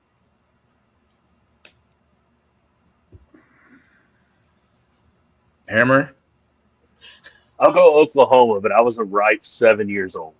I was 8 and then 10. So again, I didn't watch football then. But y'all remember these teams? I mean, you don't stay. I mean, I guess I watched a lot of college. Like stay up and watching college football highlights and like old school games, the 30 for 30s. You know. Hey, Rando, when I was 10, I was into Barbies and dolls. Okay, I was into sports when I was a 10-year-old little girl, so I didn't watch any of it. Hammer, I'm waiting on your input. I was also into Barbies and dolls when I was 10, but I grew up and I started watching college football. I didn't watch college football when I was 10. I didn't understand football. I think there were more NFL players off of the 98 Tennessee roster than there were the 2000 Oklahoma roster. And the last just really great Oklahoma team I remember was 1985 with Jamel Holloway. Roy Williams was a heck of a safety, but other than that, but so was Deion Grant. Okay, 100%. Yeah. All right, Tennessee. It doesn't matter. We know who wins this whole thing anyway. So yeah, it ain't Tennessee. Yeah, correct. It ain't. That's correct. Yeah, there is one outlier. But all right, so you know what? You don't want to talk about legacy folks. I'm just going to skip them. 2018 Clemson, 15-0, beat Bama. Trevor Lawrence, Travis Etienne, T. Higgins, Justin Ross, Christian Wilkins, Dexter Lawrence. I mean, the NFL talent is insane. It was a hell of a team. They had a heck of a team. Yeah. I got to go Clemson. That's some names. That lineup is wild. Yeah, I would have to at this point. I would have to yield. All right. Well, because I'm outvoted, I'm just going to say Tennessee anyway. Just because Clemson moves on. Clemson moves on regardless. So, but they ain't gonna be here long either, to you. So don't worry. You're right. I got no beef with them. I think y'all are right. Post the damn score. That's my only beef with them. So, new king of the mountain. 2018 Clemson. How long do they last? Probably not long because we're going 2004 USC Trojans. Oh well. Leinart, Bush, USC, Liddell White. USC, yeah. Okay, we don't have to spend a lot of time on that, right? Correct.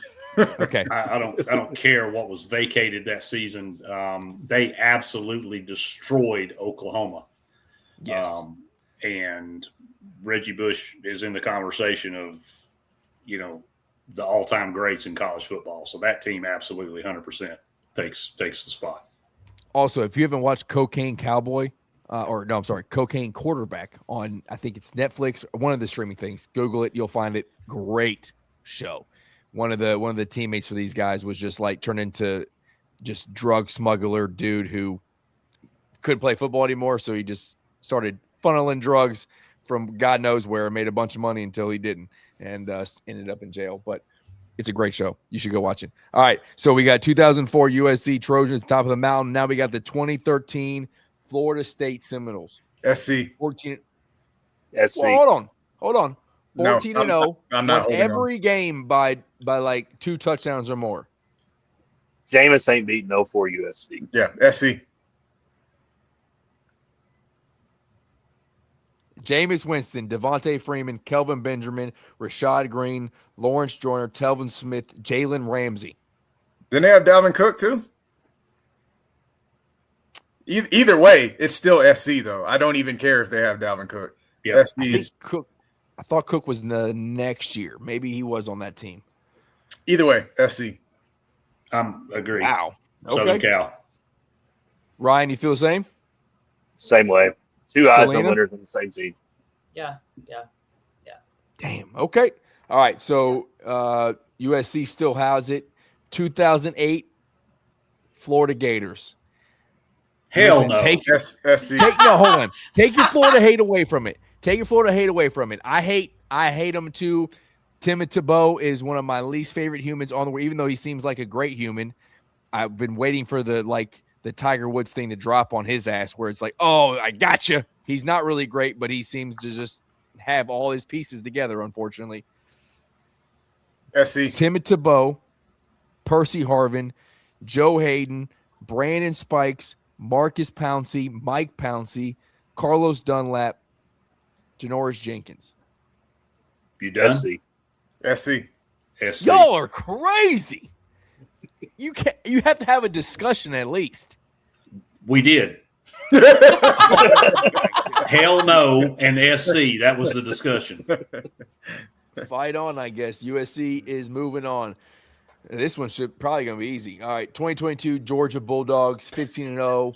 Stetson Bennett, Brock Bowers, Jalen Carter, Nolan Smith. I mean, a lot of NFL talent, but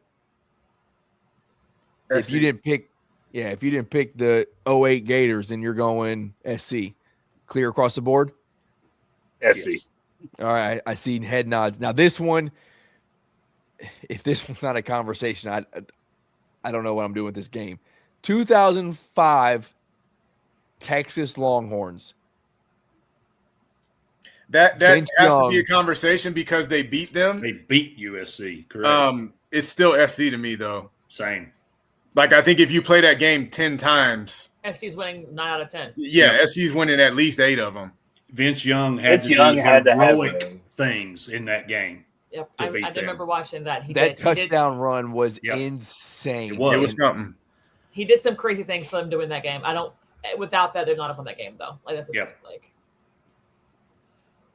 So yes, it has to be a discussion because the game was played and Right. Texas won. But yeah, I still take USC over them. Yeah. Vulgar saying, hey, let's not even talk about those COVID natties. Sorry, Georgia. 2020 Alabama is the next one on the list. Hell no. Just because of their offense was just like 50 points a game. Mac Jones, Najee Harris, Devontae Smith, Jalen Waddle, Patrick Surtain in the DB room. Landon Dickerson is their center. I forgot about that. But They're getting probably blown not. out by SC. Yeah, SC. Destroyed. 40 piece. Okay. I think this one, because of their defense, is a conversation, but I don't know that a lot of people are going to remember the old Husker teams, but the 1995 Nebraska. Yep. I mean, Nebraska. dominant when it comes to on the defensive side. Do they shut down Reggie Bush and Matt Leinart and all the offensive weapons? Again, I remember watching this team just because of Nebraska's supposed to be the thing. Matt Rule trying to take them back. They haven't been great since this time frame, but that 1995 team was phenomenal. They won every game they played by at least 2 touchdowns. And that offensive line could move mountains. There is absolutely no way they lose to the 04 Trojans. Ahmad Green was their running back. Nebraska. I got to defer to Hammer because, again, I was like 4.5, 5, so I was watching this. Well, and they beat Florida. I mean, it was something like 62-20 or something. Like, they absolutely demolished that Florida Hammer listened to it on the radio. I don't have like crazy vivid recollection of them, but I know they're the thing of like, legends. Of legend, yeah. I'd probably defer to them. I still want to lean USC, but I'm willing to defer. But is that recollection biased though for that? Because you actually remember that versus the 95 one? You know what I mean? Like, I'll go with Hammer. I was 2. Wasn't Tommy Frazier the quarterback of that team? He was. It is not even a debate to me. That, I'm telling you, man, that team was an absolute steamroller. All right, we'll take Nebraska. Yep. All right, 2019 LSU Tigers. Go Tigers. Nebraska. It's still Nebraska because of their offensive line and their defense. I'm taking LSU. I'm taking LSU. And this is for sure because I remember watching them. I've seen highlights and that team was ridiculous. Again, old docs of Nebraska. That offense was ridiculous. Joe Burrow, Clyde Edwards-Helaire, who not a great NFL guy, but great in college.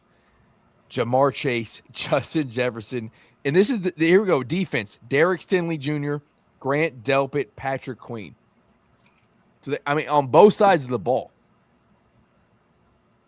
Yeah, but that defense was not elite. That defense produced some elite NFL talent. They could outscore people, but they outscored everybody they played. And now I will say they went through. They beat Texas. They beat Bama. They beat Georgia. Mm-hmm. They beat Clemson. I think they beat Oklahoma, if I'm not mistaken. They had a heck of a schedule, and it was one of the probably toughest paths to get to a national championship. But if we're talking the 95 Nebraska team against that LSU team, Nebraska still wins that game, and probably by multiple scores, because LSU's not going to stop that running attack. And Nebraska's defense is good enough to keep LSU from scoring every time they touch the ball. That was the problem. Nobody could stop their offense. Their defense was not that good. Nebraska would flat run all over them. Well, all right, so we got Religiously Kentucky is voting Nebraska. Hammer's voting Nebraska. Selena, what's your vote? Well, so I remember 2018 LSU, and I think it's recency bias, right? I remember them. I watched them. So I'm like, oh, yeah, they were good. But I do agree with Hammer says their defense was not that good as far as being able to stop people. They would outscore everybody, right? That was their thing. They outscored everybody. And you're trying to stop Tommy Frazier, Amon Green, and Lawrence Phillips. Yeah. Good luck. Nebraska, then. Yeah, I think Nebraska would win then. Ryan, you fighting LSU? What do you think? I'm still LSU. I think they're going to put up a ton of points. I think you've got 3 Hall of Fame guys on that offense. I think Justin Jefferson's a future Hall of Famer. I think Jamar Chase is a future Hall of Famer. I think Joe Burrow is a future Hall of Famer, although I'm starting to slip on the Joe Burrow one. But, yeah, it's recency thing, too. I was 2 when that Nebraska team was playing. T, what you got? I'm Nebraska. Sometimes it pays to be old. So let's see. We got Hammer, Religiously Kentucky, Vol Girl, Nebraska. Yeah. We got Ryan, Bluegrass Elite, LSU, T-Step. So it doesn't really matter my vote. I'm going to go LSU, but Nebraska goes on. And then the king, the final boss. The final boss. I think we know who it's going to be. There's only one team that could even be in this conversation. Miami. 2001 Miami. They take it all. Miami, that's the greatest college football team ever. Yep. They take the cake. Good. Well played leaving them last though, because otherwise it wouldn't even have been a Yeah, discussion. I had to. Yeah. I had to put them as the final boss there. Yeah. But Yeah, that's the let's only just team I run would down even entertain a conversation about. Ken Nebraska. Dorsey, Clinton Portis, Willis McGahee, Frank Gore, Andre Johnson, Jeremy Shockey, Bryant Vince McKinney, Wilfork. Ed Reed, Vince Wilfort, Jonathan Vilma. It's Yeah, insane. that Like, is That lineup, insane. Genuinely that's stupid. insane. That's stupid. Yeah. It doesn't matter how old you are. You could be Hammer, old as hell, Drew, just celebrating his 24th birthday. You know the 2001 Miami Hurricanes. Hammer, I don't know why you're doing all this drama. You know where it's at. It's Hey, okay. that reminds me, I got something for you at Don't do it. dinner. Don't. Isn't there that crazy stat out there about them? Like, if their offense had never scored, they still win like 6 games or something. Like, Because their Yeah. defense, yeah. Because their Yeah. defense outscored teams. Yeah, insane, that team was ridiculous. insane. But all right, Was Sean Taylor on that team? They had Ed Reed. I don't remember if they had. I don't Sean think. Taylor. I don't I think don't so. think Like right after. Yeah, Sean Taylor came when like Greg Jones was at Florida State and stuff. I got to run, y'all. Rando, good game. Appreciate you, brother. Appreciate y'all. See you next week. Y'all be good. No, it was Ed Reed. Mike Peace. Rumpf was on that team. Entrell Roll was on that team. But yeah, no Sean Taylor. That team's just sick. Yeah, It it's was not unfair. fair. Like, it was Not fair. unfair. Yeah. For sure. Yeah, and that we knew that was going to be the final one. I was surprised some of the other ones that were quick to be dismissed. 2008 Florida, man. I hate the Gators, but I mean, and here's the crazy thing: you can't really talk about what was on the bench, but who was behind Timmy Tebow as the backup quarterback? Cam Newton. Like, that team was insane. Just sitting there on the bench, transferred to Auburn. All right, so let's talk. We'll end with, we talk SEC Media Days. Talk national champion. National champion could come out of the SEC this year if they can finally take down the Big Ten. But top tier State X put out some stuff about. They put out something. They put out some stuff, some predictions about the SEC. And listen, controversy for show. I'm about to put this thing up here right now. Let's add the image. And then I can add it to the stage. There it goes. All right. Top tier. Now, they got a Tennessee site. I don't know if they got a Kentucky site. I know they got a Georgia site. And Georgia might be okay with 11-1. I know top tier Tennessee, who I had not seen, should not be okay with 5-7. But Hammer, I'm gonna start with you. You just go ahead. You go ahead and talk Tennessee, and then you could hit what else you think is like very much missed on this list. But I tagged them in, and they know we're talking about them. It's all love, but this list sucks. I understand some people that want to temper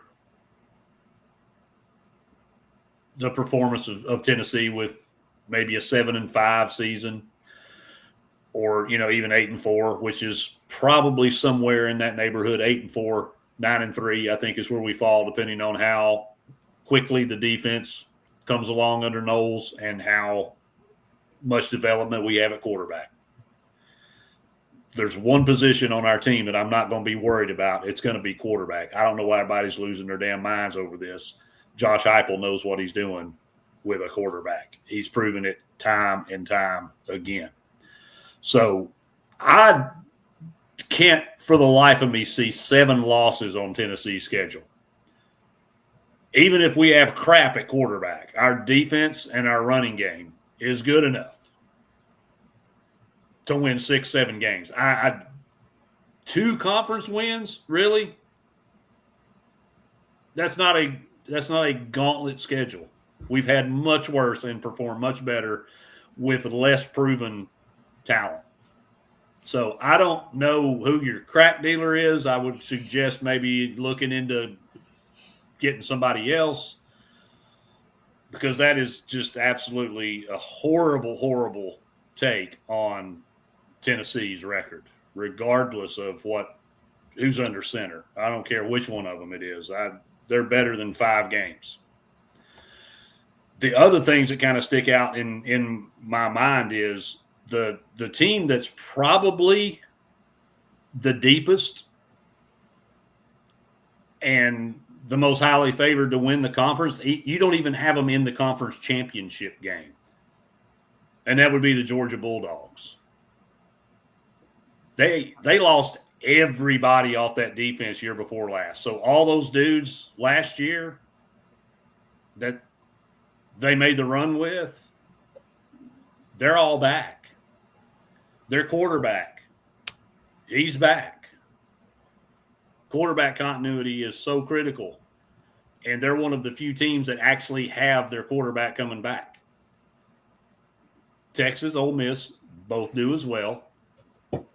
But if you're going to tell me that Ole Miss is going to knock Georgia out of the conference championship game, I want to make bets with you, my friend. That ain't happening. And the other one that really I'm kind of scratching my head at is Florida with 8 wins. I ain't seeing that either. Like, I'm really having trouble finding it. And it's not just vitriol for Florida, because we all know I got it. But I'm not seeing that quick of a turnaround in Gainesville. That team was an absolute dumpster fire last year. Mm-hmm. They lost to a group of 5 team at home. Yep. There's a lot of stuff's got to happen in Gainesville for them to get to 8 wins. I think Oklahoma's a little bit underrated. As much as I'd love to see the Gumps finish with that record, I don't think that's going to happen. Arkansas is way the frig too damn high. I don't know what in the world you're looking at. I would put Kentucky at 7-5 before I put Arkansas at 7-5. Yep. Thank you. I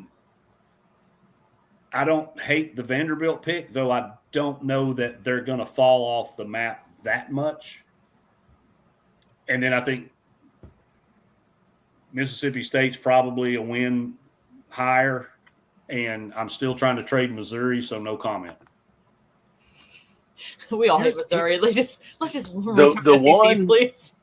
The one really sticking out to me here, and I was just in Columbia like a few hours ago. South Carolina is not going 6-6. No, I agree. They're with not. That. I miss them. Sorry. Yes, you're correct. That Shane Beamer, his seat is the hottest in the SEC right now, and for good reason. And I don't see it. I do not see them going 6-6. I think that they are bound to miss a bowl, and then it'll be bye-bye Beamer. Do you have them winning 4 or 5? South Carolina? Depend? Yeah. It really depends, because they're the type of team that, they could lose 2 in a row and then just give up. Like, that's just kind of the way Shane Beamer's teams are. But they can also win 2 in a row and then rattle off 5. But I'm leaning more towards, there's nothing there for me to be like, these guys are there. Jadeveon Clowney's not walking through that door. Right. So that I think South Carolina as a program in general is overrated.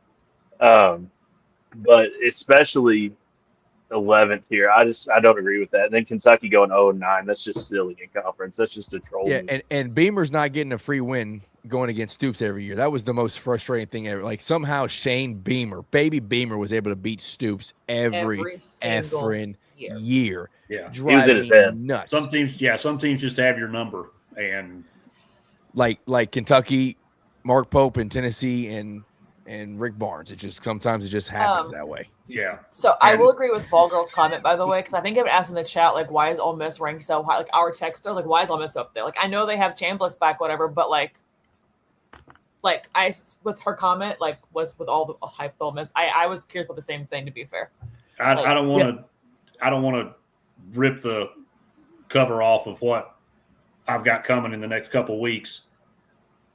Ole Miss going to be lucky to win 9 games.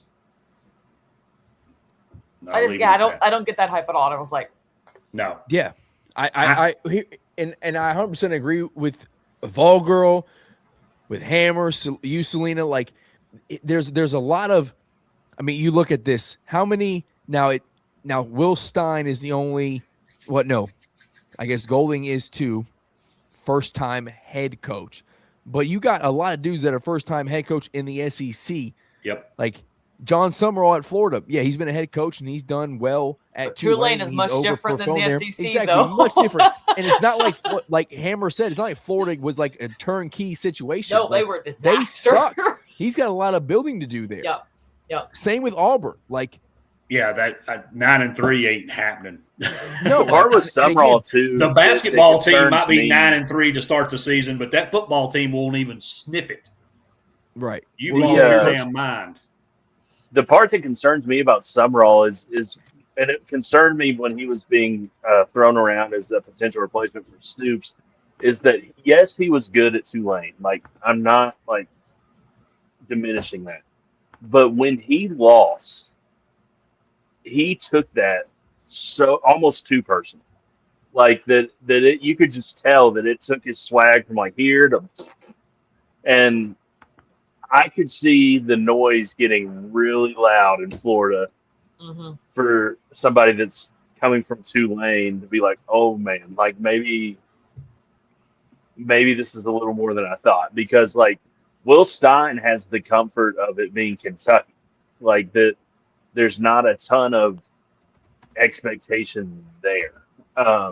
Florida, they expect to compete for national titles, and they're expecting Summerall to get this done quick. And if we know anything about Florida, they are not patient with football coaches. So that I don't know, man. I want Summerall in a weird way, like to do well just because he was a Kentucky guy. Like I hope he loses to Kentucky every year, but I just don't see him ripping off 8 wins, just immediately turning around from that dumpster fire that was in Gainesville last year. It's just they were really bad last year. Yeah, I got a buddy of mine, Spencer. He's a former Jacksonville University head coach. He's an IMG O-line coach. He's been on the show before. He's cheering for Florida, and I told him like it's hard to cheer against Summerall, but like he ain't just gonna walk in there and again like turnkey get it done and take you to the promised land right away. Like Florida was in a bad spot. I think he can do better than the last guy, but he's just like it's gonna take some time. Like again, he also got smacked in the playoff.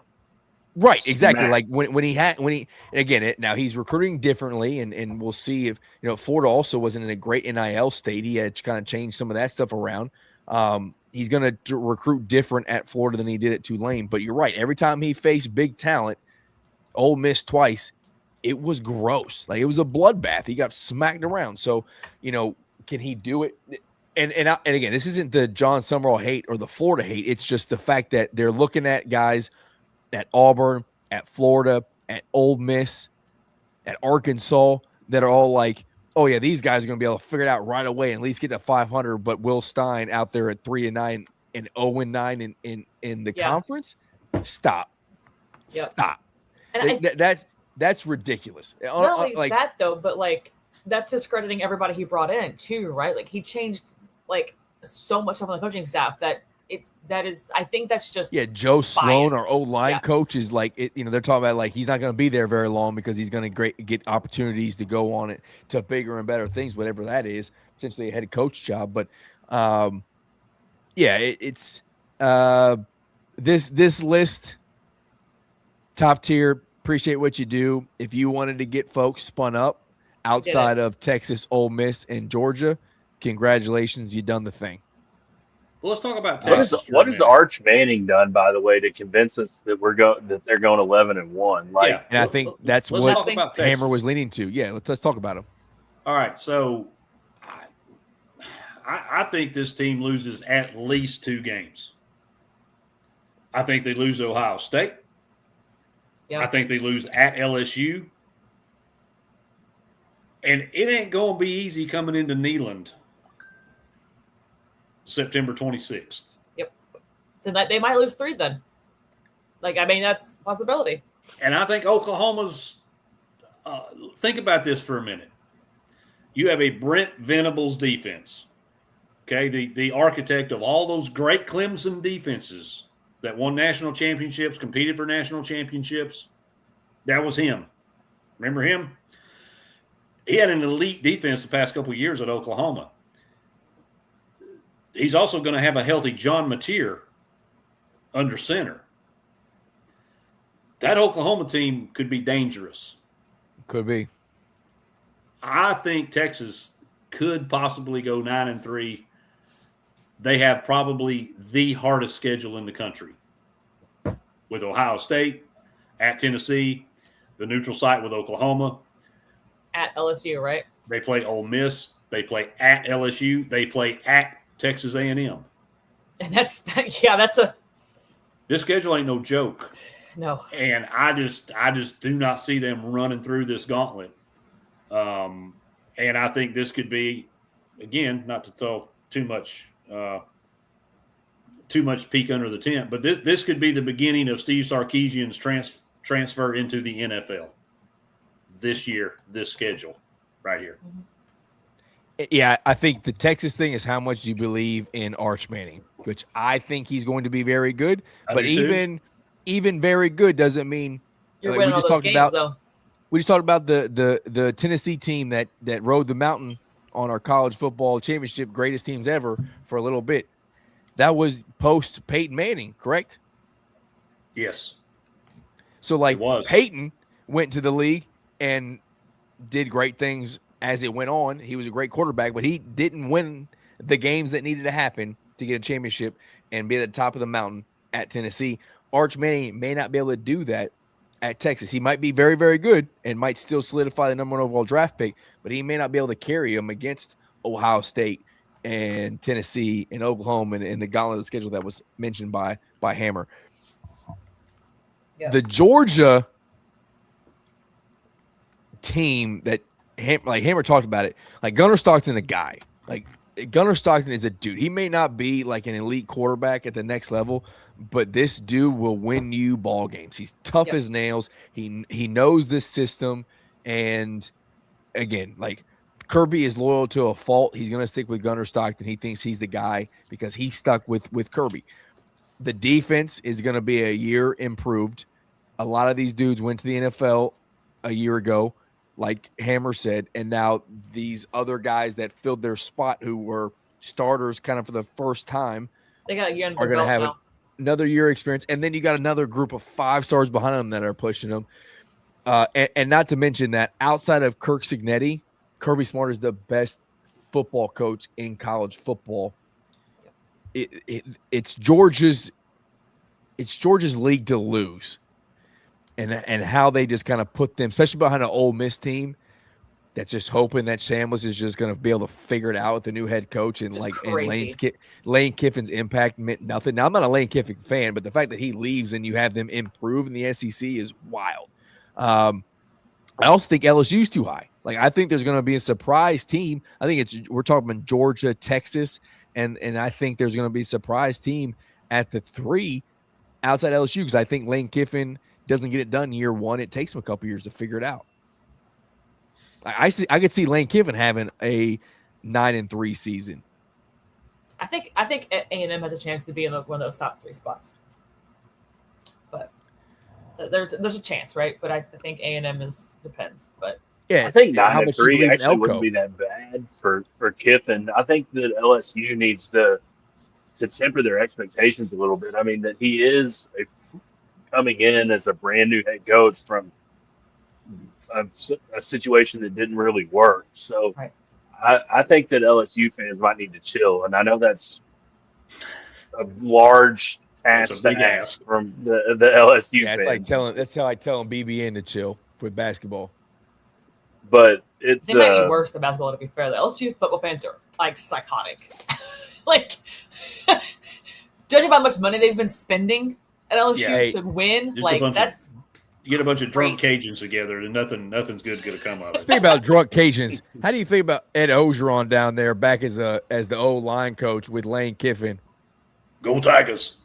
Go Tigers! There ain't a safe spot down there after midnight. I'm telling you that right now. I don't care what day of the week it is. It ain't. Don't go out after midnight. I'm telling you right now. You got Will Wade running around too. Yeah, Will Wade. They're running around too. No co-ed is safe. I'll say this just to get back to Georgia real quick. If Georgia wins at Alabama on October 10th, Georgia will be undefeated. Are you big on Bama, Hammer? No. They're breaking in a new quarterback. I am not big on any team that's breaking in a new quarterback and or has a new head coach. I'm just not. That continuity is so critical. Does that include Tennessee? Well, yeah. That's why I've got Tennessee at 8-4, 9-3 if we're fortunate. Okay. Yeah. Okay. That's fair. Yeah. We're not going 4. So Kentucky breaking in a new quarterback and a new head coach. Yeah, you got a tough road. Well, not because our schedule is insane freaking ridiculous. Schedule. Yeah, like the league office did you absolutely no favors. That is a tough way to enter. Which is why we're going to be building Will Stein's statue after year 1. Oh no! I told y'all. By the time we I be knowing this already. You didn't tell me nothing. 7-5. We got 7-5, and if he went 7-5 year 1, we probably will build a statue. But we're gonna put this man in pants. All right. I don't know if you've seen Will Stein. This dude has the tiniest legs I've ever seen in my life. The media folks who let him wear shorts and then put him on a camera are doing him dirty. Put on Will. I'm gonna tell you, Billy Stein. Listen to me right now, Bill. You gotta wear pants, dog. You got enough money where like buy Lululemon's like nice, like I'm like not Old Navy junks like I'm wearing, like nice pants. Just wear pants. They're breezy. It doesn't matter what time of it.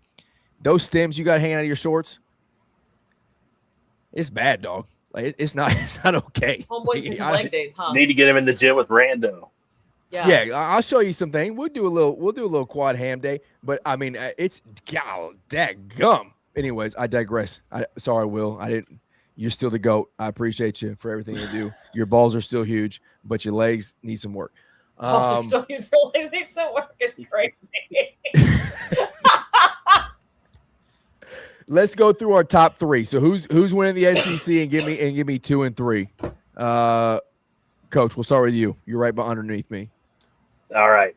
Winning the SEC, I've got to go Georgia. Kirby's going to come in. Kirby Smart pissed off, and a pissed off Kirby Smart is a good Kirby Smart.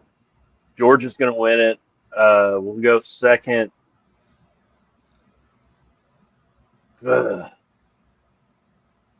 Second, I'll say A&M does something different this year. See, that's what I was thinking. And then we'll go. This is hard. We'll go Texas. Just okay. So Georgia, TAMU, Texas, 1, 2, 3 for Coach Selena. What you think?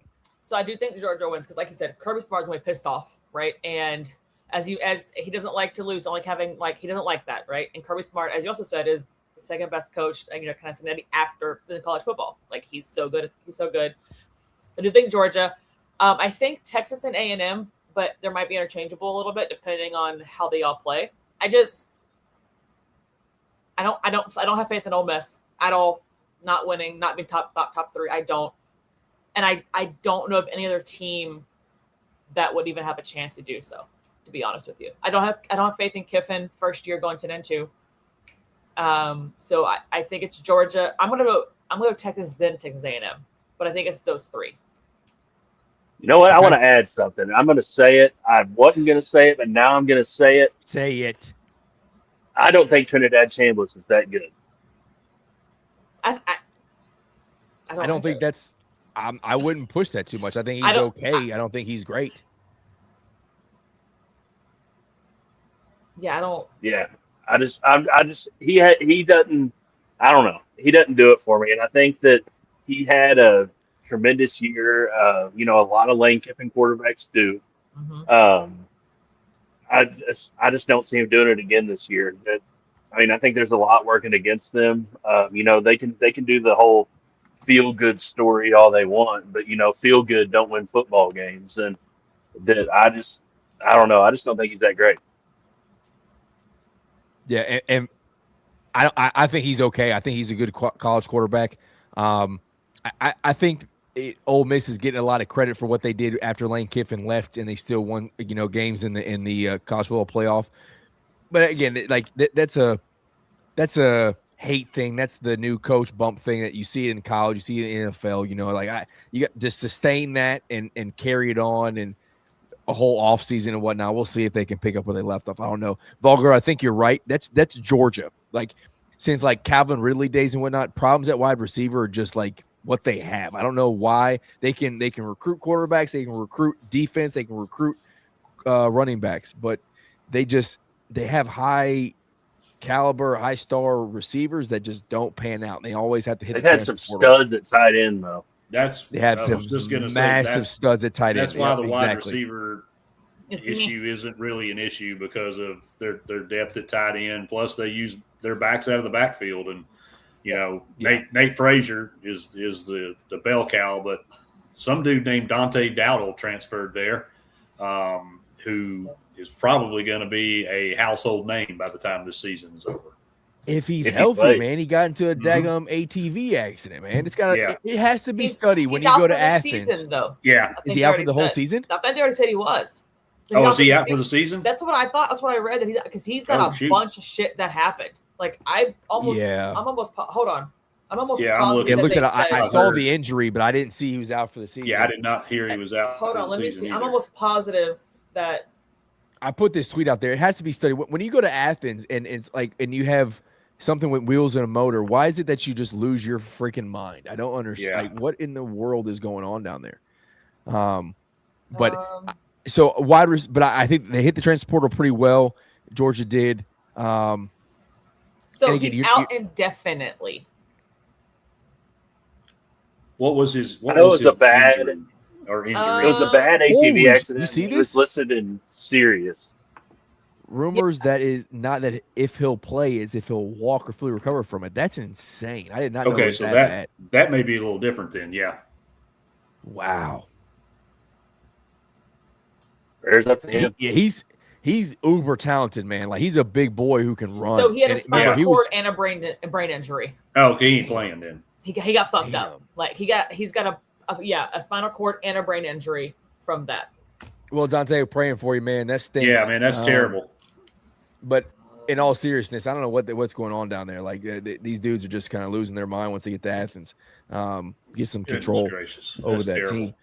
Yeah, Kirby said they expect a full recovery, but they're just kind of they're waiting to see right now. They don't. Yeah.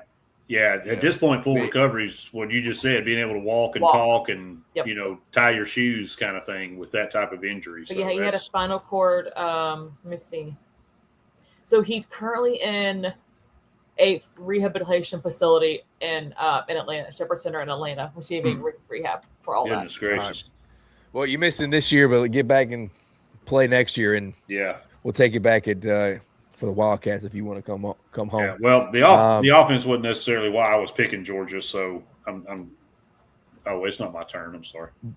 But brother, go ahead. You know, there's another 5-star right behind them to pick up. That's what they do down there. Yep. All right. So what's your 3, Hammer? Well, I'm still on Georgia because it's the defense and the quarterback play that really determines that for me. Yep. With them. I do think A&M, if they can, because that game, isn't that game in College Station? It is. So I will take A&M next. And then I think Texas does. I think I think we're pretty consistent on this so far. That's the 3 that make the most sense based on what's currently in the SEC, right? I mean, it is. And I think the one disruptor to that could be Oklahoma. If Mateer is 100% healthy, I have no question that defense is going to be elite. If Mateer can be healthy and can play at the level that we've expected him to play at since he transferred, I think Oklahoma could be a team that disrupts that top three in some manner. Not win the SEC, but I think they're in CFP contention. If Mateer is what we've expected to see from him this year. So those would be my three. I would have Georgia over Texas A&M in the conference championship game. I'll say it again. If Georgia beats Alabama in Tuscaloosa, Georgia's running the table. Yeah. They'll be the number 1 seed. They will play Notre Dame for the national championship. Whoa, Hammer! You gave us. You lifted the skirt real early there. Yeah. All right. Yeah. If you can find, and I have, and it's out there, there's a bet for Notre Dame to go undefeated in the regular season. I'm on it. That team is going to be a boss this year. Who's their? Is it still the same guy's their coach? Yeah. Yeah. Okay. Oh yeah. I like him as a coach. But we have their quarterback. Shout out Will Stein. Probably hit their backup quarterback. Notre Dame. They might as well got to be in Missouri because they got to show me something. That they always choke it away at the end. So they can go undefeated all they want, but they got to show me something in the playoff. Yeah, I don't disagree. I think Georgia would win that game, but they're going to go undefeated in the regular season. All right, so I have Georgia, Texas, and I struggle with that 3 spot between Oklahoma and Texas A&M. I agree. It's like what Mateer can be. I think the advantage would be, and both have great home spots, but like Kyle Field is just different. College Station is different. Yeah. Yeah. It's I think I would give the advantage to Texas A&M and getting a win there, and they could even again be in that 2 spot. So I'm going to go Georgia, Texas, TAMU as my 1, 2, 3 there. And I'm just going to say it right now. Kentucky is not going 0-9. They're not going 3-9. They are a 6-6 ball club at worst. And I'm telling you right now, 4.5 is the over-under by Vegas. Take the over, and if you can, ladder that junk up to 7. Because you might be able to cash in on some big paydays. It's not guaranteed. This is not gambling advice. It's just what I'm doing. All right? So I thought you couldn't bet on Kentucky because they lose when you bet on them. This is different. This is season totals. Season totals. So are you cursing us already? Taking the over, 5.5 taking the over, 6.5 taking the over. I have not seen any 8. I've not seen any 7.5, which is probably good because I might waste some money on that. But go ahead and take it because again, I talk about it. LSU, Ryan, you just said it. Like Krogue is awesome at night, and I'm not gonna be able to be at that game, but LSU coming off the big Ole Miss Lane Kiffin rematch, and they got to travel to Kentucky. That's a trap game. We might be able to win that one, right? If you're not big on Bama, a lot of folks think we're going to beat Bama week 2 at home. If we beat Bama week 2 at home, there's going to be a lot of momentum going into it. And then we got Florida at home. So John Summerall, new head coach there, trying to rebuild some things. We got them at home at a night game as well. So like those are games that we can win. We got to go to Neyland. I can't predict Tennessee or Kentucky win over Tennessee just because we haven't done it since COVID, especially not in Neyland. So, again, South Carolina, like we're gonna have multiple SEC wins, and we're gonna have the non-conference slate we'll take care of that. So again, Top Tier State at Top Tier State X.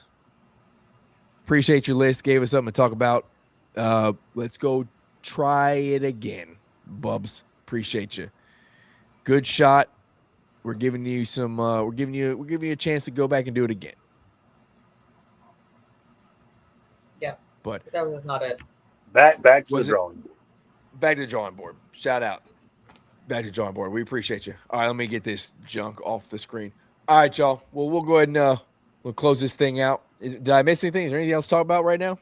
I just want to put a disclaimer out there that I do not endorse nor condone any of the gambling advice that Randall just gave out on this show. We don't have to. You don't have to, because I do with my money, not your money or y'all's watching money, but my money. If I'm putting my money on it, maybe you should put your money on it. Maybe. Asterisk. I have 2 wins for Kentucky in conference this year. Which ones? Vanderbilt and Florida. You don't think we're beating South Carolina this year? Not at South Carolina. I don't. Come on. Sorry. We just talked about Baby B. We're going to lose his job because of Will Stein. You said that, yeah.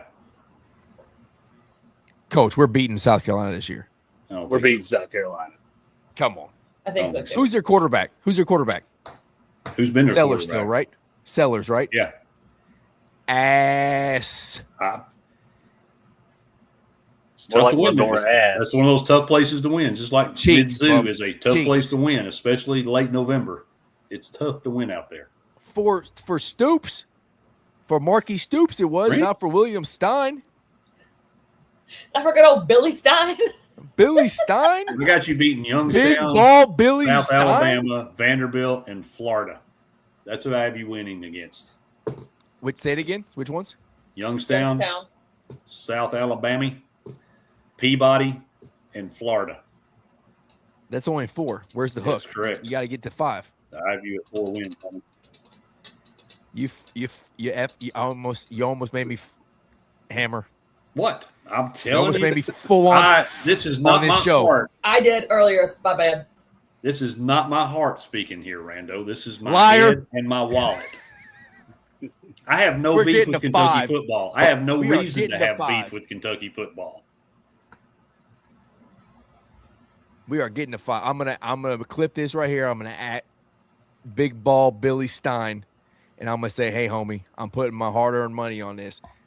Jay's tuition, future college fund is going on you getting 4.5 wins, dog.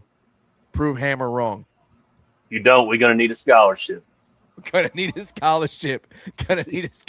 Or he ain't going to school. All right. It's gonna be Bobby Boucher. He may not even have shoes. Shoes for fools. Be like Tiger Woods and his daddy.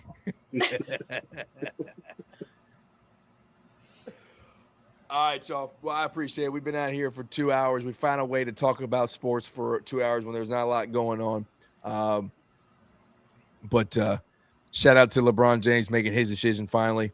Shout out to SEC Media Days. Shout out to Top Tier for giving us some absolute garbage to talk about. And shout out to you for watching. So, Amen. Coach, thanks for coming on. Again, open invite. You're welcome whenever you are available. Hammer, thanks for rushing home after your fancy dinner. And Selena, it's been great having you back on the show. Yes. We will see you, I guess, what? Are we going to do this next happy hour? Yeah. Not a lot going on. We'll get back here next Saturday. But before we get off, as we do most shows, when I remember, you see me and Coach rocking State Line. I got the tuxedo. I dressed up fancy. He's got the Wildcat on. All UK Ball 25. They are at the Paintsville Invitational. Paintsville Invitational. Doing some golf things out there. They went live today. Who was on their show? Cash Daniel was today. Cash was there? Yep. I've ignorantly, I'll admit, but I have said openly, and I even tagged KSR, that I would get in the ring for OVW against Cash Daniels. I wouldn't do that. I wouldn't do it either. I wouldn't advise it. This is